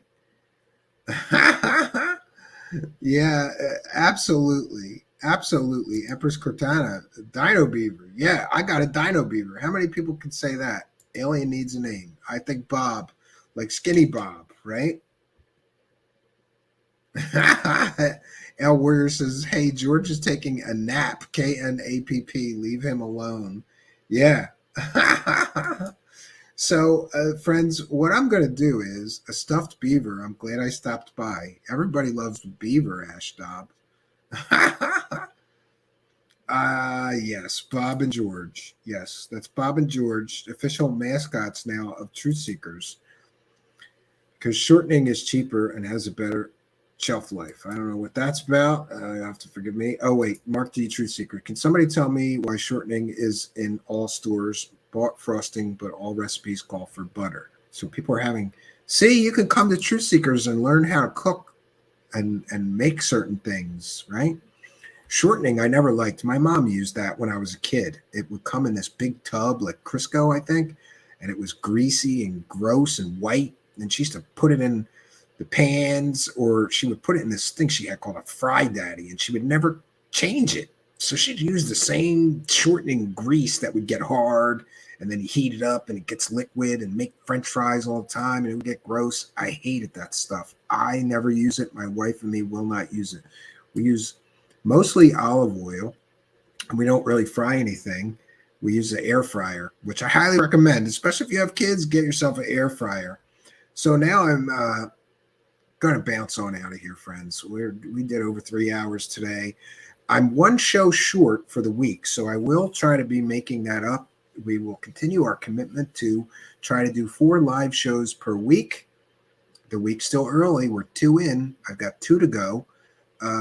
And we do have a couple of production pieces to show you, which I'm very excited about. And it's almost the end of the month, so you Patreon folks and channel members can look forward to a monthly show journal, which I'll be releasing in the next couple of days. I'm going to try to get it done a day early for once. Imagine that, right? Mark D. Truth Seekers. I only use beef kidney fat, tallow that I render myself to make fries. Oh, that's probably good with beef fat. Yeah. Amy Collins, don't eat Crisco from the can. I never liked shortening Crisco. Ew. Gross. Never liked it. My mom used to make it. It was always seemed to be gross to me, you know, and the fact that you would just leave it there and it would be all hard and shit. And then the next time she used that thing to make something and fry something, and she'd heat it up and it would liquefy again from a solid, and it was white and gross and pasty, and there was all the particles in it from the last time she used it. I hate that. We don't do that. I don't really fry anything, deep fry anything. Oh, no. I deep fry chicken parm, but I just use corn oil to do it, or vegetable oil to make chicken parm. That's the only thing that I don't even really deep fry it. I put about this much in the pan, you know, like a half an inch in the pan, and then flip it. But then I throw out the oil when I'm done. Try OMAD. I'm not sure what that is, right?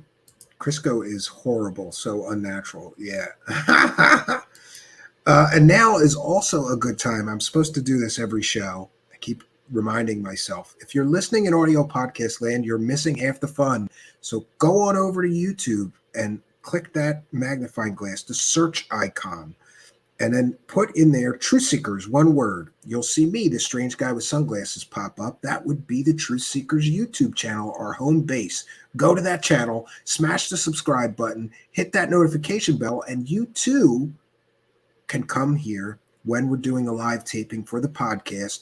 You can ask questions, participate in our live chat, throw a couple of bucks our way. That would be great, right?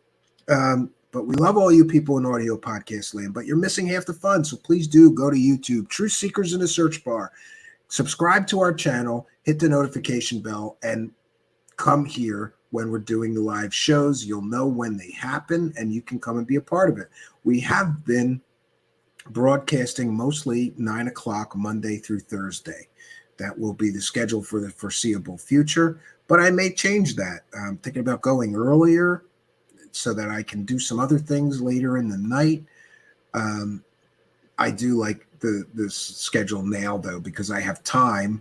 You know, I have my kids from 3 to 6:30 or something, and then my wife comes home, and that gives me time to prepare the show so that we can offer you a quality show with actually something prepared to do the show with. We're not just rambling like some people. Although I guess I do my fair share of that, in fairness. Yeah. And I may do a show from the cabin as well this weekend. I'll be working on that cabin porch. I finished the floor of it, which is a natural stone floor. I gathered all that stuff myself. All those stones, I mean, a couple 1,000 pounds of stones I hand gathered. And then I mixed 1,480, I think, pounds of cement to make that patio by hand. Because I love to torture myself at this cabin. It's what I do. So, yeah, and we got a special surprise for you at the end of tonight's show. So don't run off as soon as the credits start playing, because we have a special surprise from Spooky as well from tonight, and from Twitter user. 1 second. Let me make sure that I know who. I think it was Simon Fly, right? That we took the clip. Yes, Simon Fly at Jones Smythe. Thank you for your contribution to tonight's show. Yeah. So there's a special surprise waiting for you from Simon and Spooky. And I see that Grant Cameron is now on Spaced Out Radio. And I guess Spaced Out Radio is helping push this garbage. Haven't seen it yet, but people are sending it to me. Oh, wait, we're going to share this. We're going to share this. Yeah, this is something great to share. And I want to thank Steve Long for clipping this. Let me put my fair use. See, just when you thought it was over, we got more for you. This is great. This will tell you everything you need to know about these documents.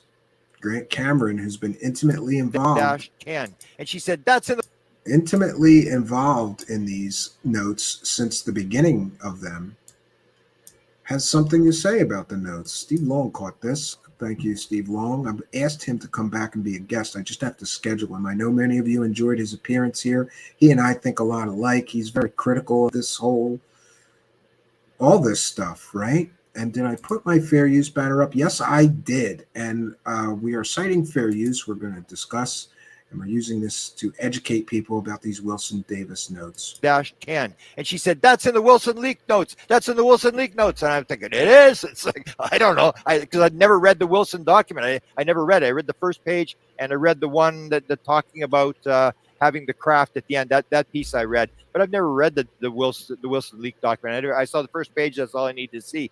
But she said it's in there, -10. And she said, one of the people who has been heavily promoting this has never even read all the notes.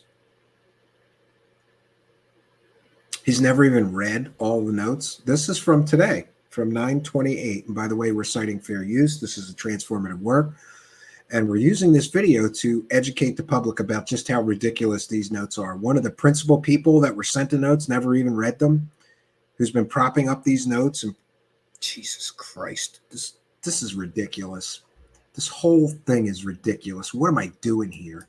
I got to get into other subjects. We have to start covering other things, or I'm going to literally go crazy. I'm going to go UFO bonkers, right? Because so much of this is garbage.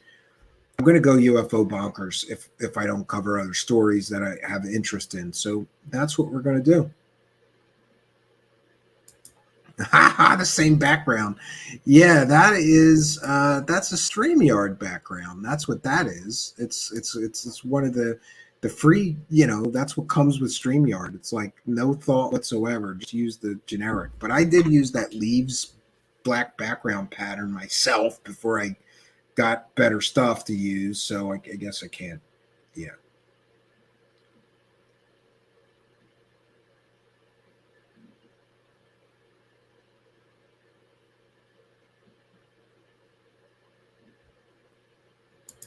Thank you, Arlene Atkins, the actor in the Dahmer Netflix documentary is John Neville. Excellent, excellent actor. I loved him as Quicksilver because, honestly, Quicksilver was kind of in the comic books, he was sort of a minor character. And by the way, he was a bad guy, but Marvel mixed that up. So was Scarlet Witch. They were brother and sister, and they were bad guys, and they were the son and daughter of Magneto. But John Neville, that scene in that one Marvel movie where he goes into the mansion and saves everybody and everything's slow motion was brilliant. And he did a great job. I think he's a brilliant actor, and he's undervalued and underappreciated. He's, you know, sort of an underdog actor. He doesn't get the huge movie roles. Maybe he should, or he probably will coming up, I predict. Thank you for letting me know. I had a brain fart there. I just couldn't remember his name, right? He was the one in Fifth Element as well. And B. Baker, I have no comment. I have no comment. Everyone is living in a StreamYard house these days. I know I am. You know, I spend an awful lot of my time in a StreamYard here, but no complaints. No place else I'd rather be most of the time, except for the cabin, quite honestly. And oh, that's another thing I have to try to remind people. I, like many people, I have notifications on my phone. So please, please, please, people, especially you letter of the alphabet conspiracy people, please don't send me 17 videos at 3 o'clock in the morning on Facebook anymore, because my phone goes ping, ping, ping every time you do that. And I try to remember to turn do not disturb on before I go to bed, but I forget. And then, you know, I don't know why people would send me 17 videos at 3 o'clock in the morning, but here we are. And that's another thing. The Truth Seekers email is getting overrun with people. Apparently, somebody thinks it's funny to sign me up for different mailing lists on that email list. And so I get all this stuff, and I keep having to unsubscribe from all these mailing lists. And it's all different stupid mailing lists. So that's almost becoming unusable because it's getting overrun with spam, much as I try to prevent that. Yeah, and that one I agree with you on, space exposure, especially if you're on Twitter, right? Yeah.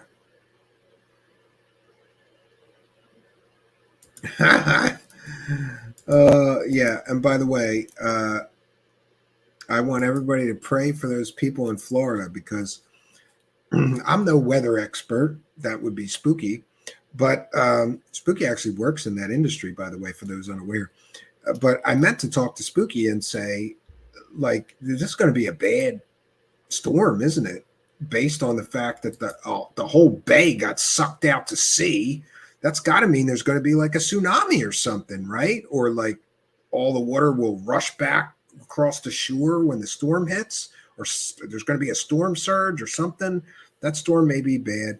Please keep all those people in Florida in the path of the storm in your thoughts and prayers. I'm hoping that the storm will be not so bad and people will, you know, be safe through the storm.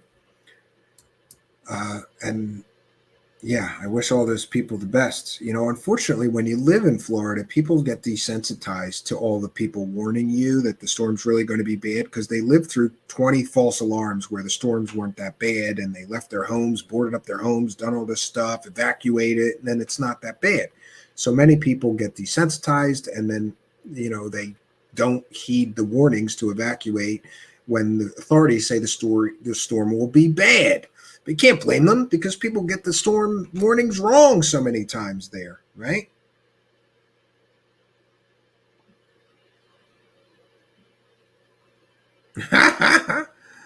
Oh, that's pretty bad if somebody wants their house taken out. That's kind of crazy, right?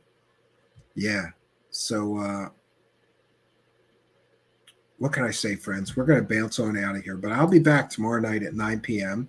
with another exciting edition of Truth Seekers. Remember, we've got a special surprise for you. You know what? We'll roll that first. We'll end the show with this special surprise here. And by the way, we're still citing fair use.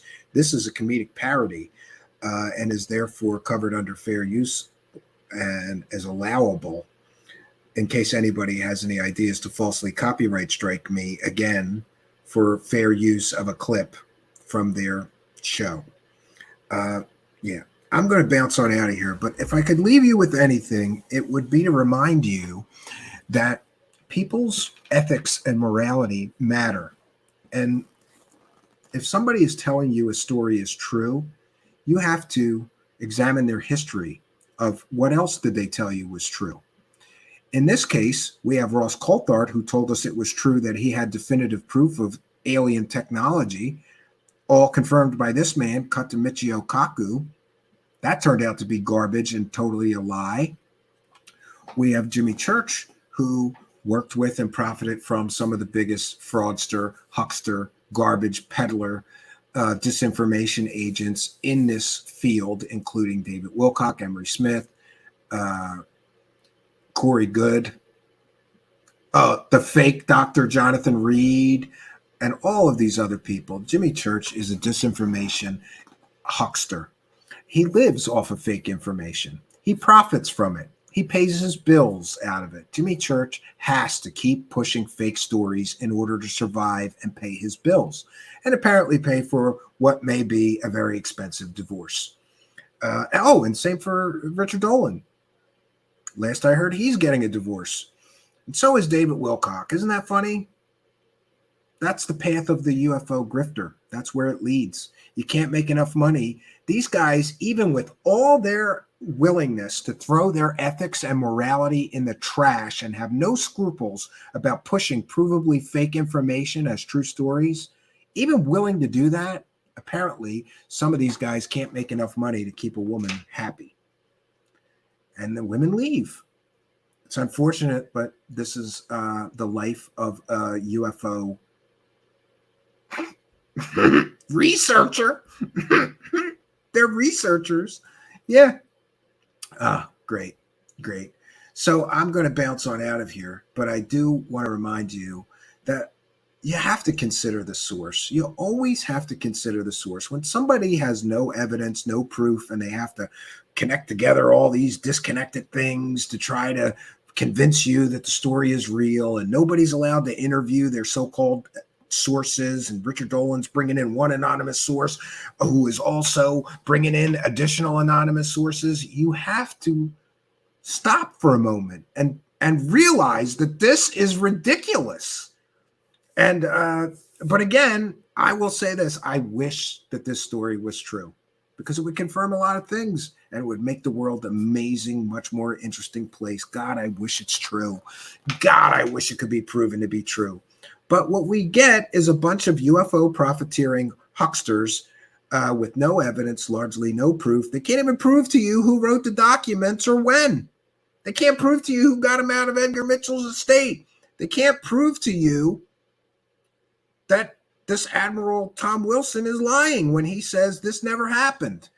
None of them can prove anything about these notes, but that won't stop them from running and grabbing all the UFO dollars they can.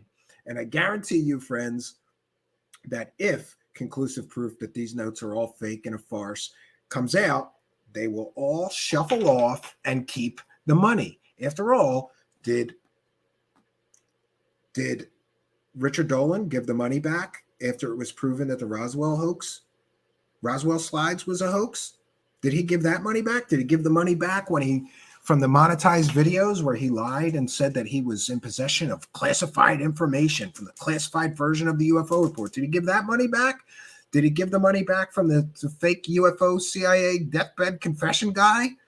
No, he did the shuffle. He shuffled off, hoped that people forget that he got caught red-handed, lying to people, not vetting sources, not fact-checking, running with the story before he did any research on it, or just running with another fake anonymous source claiming to have or be in possession of classified information.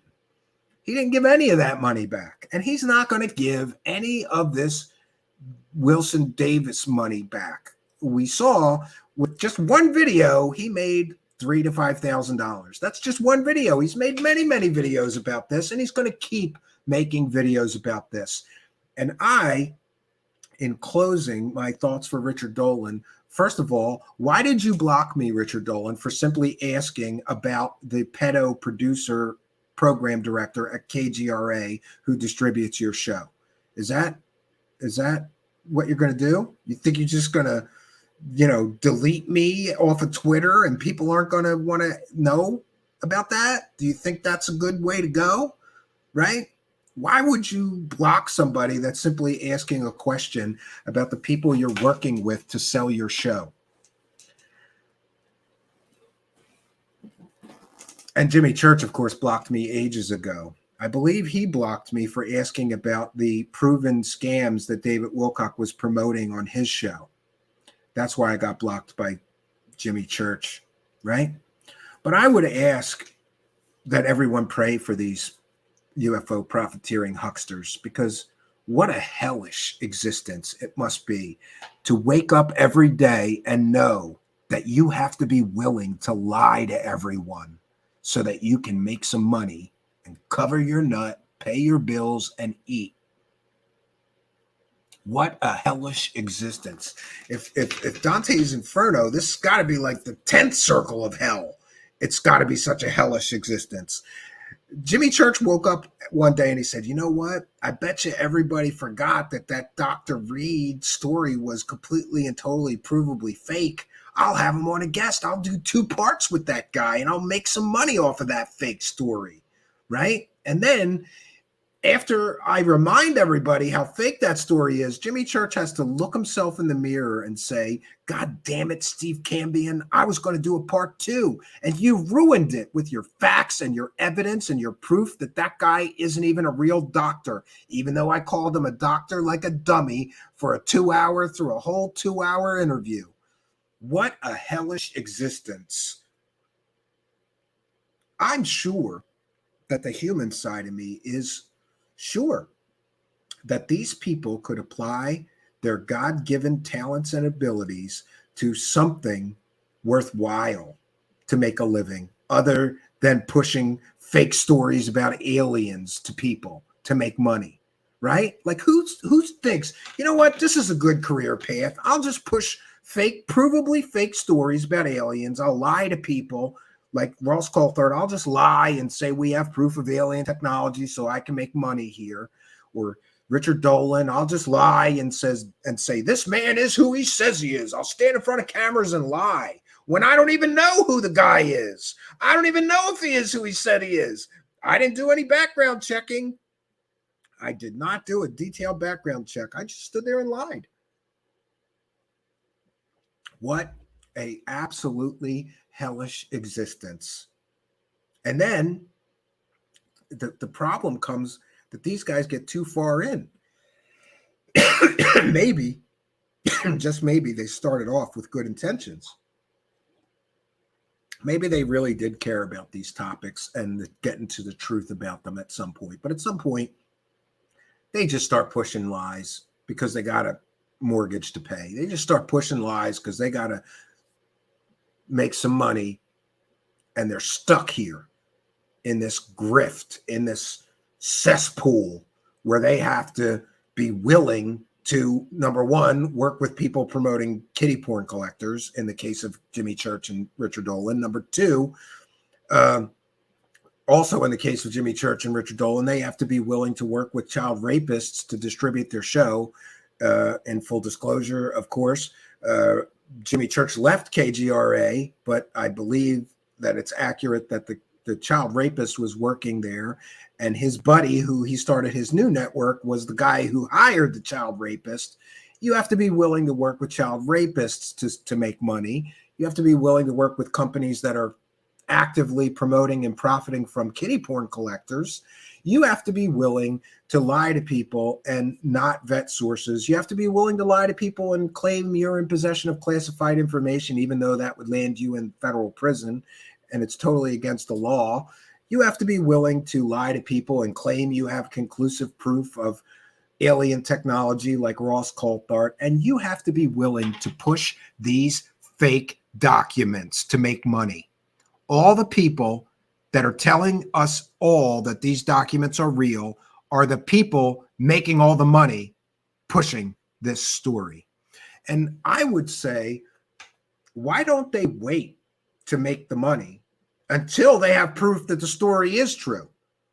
Will they do that? Of course not. Why do we need evidence that it's true? Why do we need proof that it's true before we make the money? This is the problem.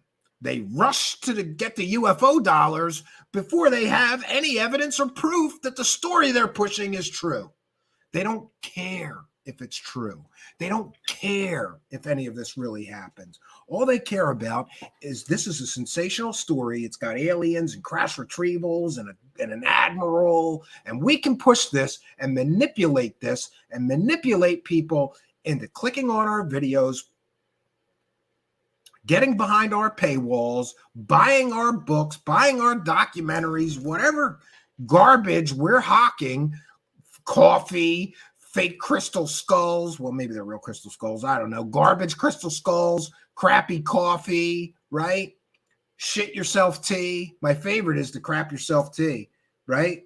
People are getting paid for hawking tea that makes you crap yourself. Awesome. Awesome. Well, maybe not crap yourself. I don't know. Colon cleanse tea. You have to be willing to do all of this to make a living pushing this garbage. That, my friends, is a hellish existence. And I, for one, will pray that all of these people get right with God, get right with their own conscience, get right with ethics and morality, and learn to make a living without lying to people or working with less than scrupulous companies promoting kiddie porn collectors, or working with companies employing child rapists, or lying to people in promos, working for companies that you then blame for why there was literal deception and lies in the promos for your work, right? Or in the case of Grant Cameron, hey, I didn't even read the notes. I didn't even read them all. I didn't need to. I just read the one page. Awesome. I don't know what else to say except my prayer is for a road of redemption for these profiteering hucksters. I think they've all made enough money with lies, half-truths, anonymous sources, unproven allegations against a decorated admiral, and more. How much money does Richard Dolan need to make from this story? How much money is enough, Richard Dolan? And are you going to give the money back if we can verifiably prove that you're wrong on these notes? Or are you going to double down like you always do and refuse to apologize when you get caught red-handed pushing a fake story? How much money is enough for Richard Doscam? How much money is enough for Jimmy Needs Church? Or Ross the dummy Coulthart? Or Project Unity, who's willing to do anything and believes anyone? Or Grant Cameron, who apparently believes anyone and doesn't even need to read the notes? How much money do they all need to make before they show us the proof that these are real? Haven't they all made enough money without any proof of this story being true? Or disconnected dots of nonsense claiming the story must be true without actually providing any factual, verifiable evidence that it is true? The truth is the truth, and it can withstand scrutiny. And apparently, none of these people pushing the story like scrutiny, because I think they've all blocked me by now, right? Maybe not the Project Unity guy yet, but I'm not sure about Ross Coulthart. I don't think he's blocked me, but Jimmy Church has, and Richard Dolan has, not Grant Cameron.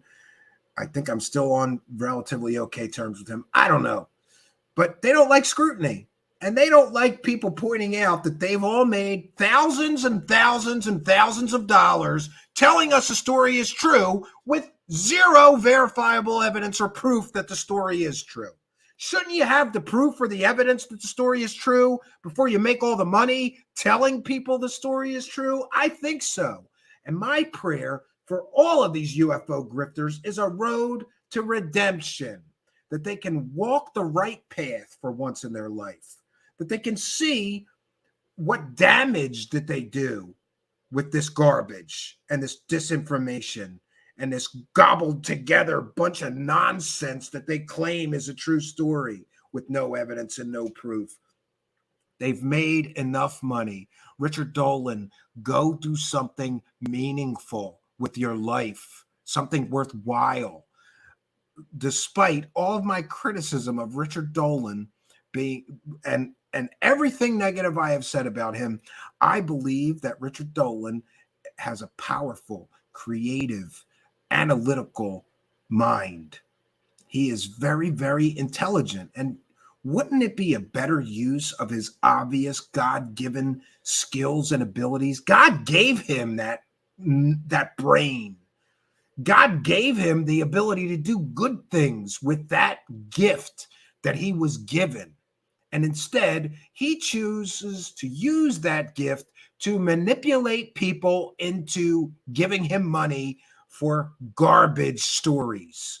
These stories are just as meaningful and realistic as stories in The Sun or the National Enquirer. You know, Bill Clinton, I had Bill Clinton's alien baby. Bill Clinton met aliens. You know, Hillary Clinton had an alien baby, right? Werewolf, real life werewolf, you know, the guy with the hair on his face, right? That guy, the circus guy, that's an actual medical condition. Anyway, Richard Dolan could have been a serious author, a serious researcher, like he now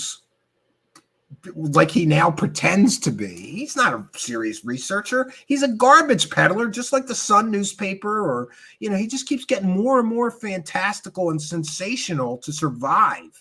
And he has the ability to do good work, but instead he gives people this garbage. And oh man, I don't know what am I going to say positive about Jimmy Church? He has a good radio voice. I'll give him that. Guy's got a good radio, that deep radio. This is fade to black. He's also got God-given talents and abilities. And instead of using those talents and abilities for the betterment of himself, his family, and humanity in general, he chooses to hawk coffee, tea that makes you, crap for days on end, crystal skulls, have advertisers like Billy Carson selling questionable medical devices. Oh, that's another thing. Both Jimmy Church and Billy Carson are willing to work. Both Jimmy Church and Richard Dolan are willing to work with Billy Carson, who's less than credible and was once arrested for fraud. He ran a charity collecting all kinds of money. I'm not sure where the money went because he never filed his 990 forms. They're willing to work with that guy, a man who was arrested and pled guilty to a fraud-related charge. The ethics and morality of these people telling us that this story is true is absolutely ridiculous. How anybody can believe these people is beyond me, but this is where we're at, and this is where we find ourselves. But I will pray. Oh, let's go through it too. Grant Cameron is a very, very intelligent guy, and there's something about him where I think he has an almost photographic memory, and people have accused him of taking 2 hours to explain a 5-minute story, but he recalls with 100% detail, clarity, and accuracy everything he hears and takes in and digests, and people tell him. He's got an amazing mind, and he too could do something worthwhile with his God-given abilities. And Ross Coulthart, I'm still trying. What can I say about that guy?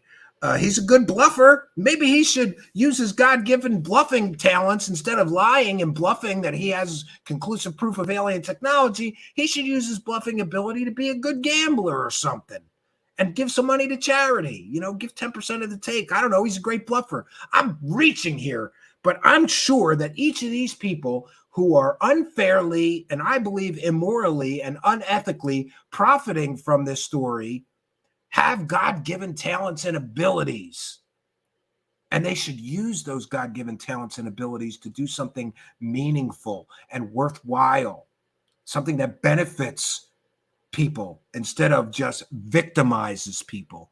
Because let's be very clear, you're not a Jimmy Church listener, you're a victim.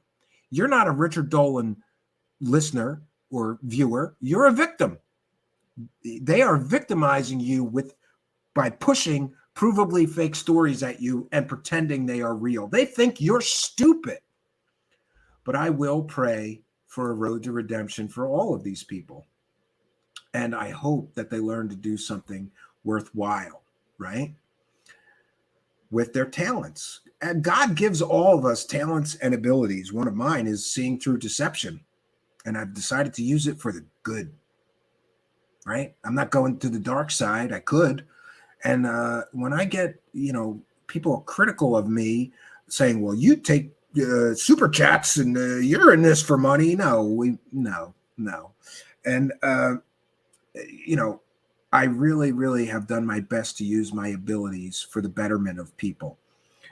How many emails I can't tell you how many I've gotten from people that thanked me because they were giving money to somebody that was lying to them or pushing fake stories at them.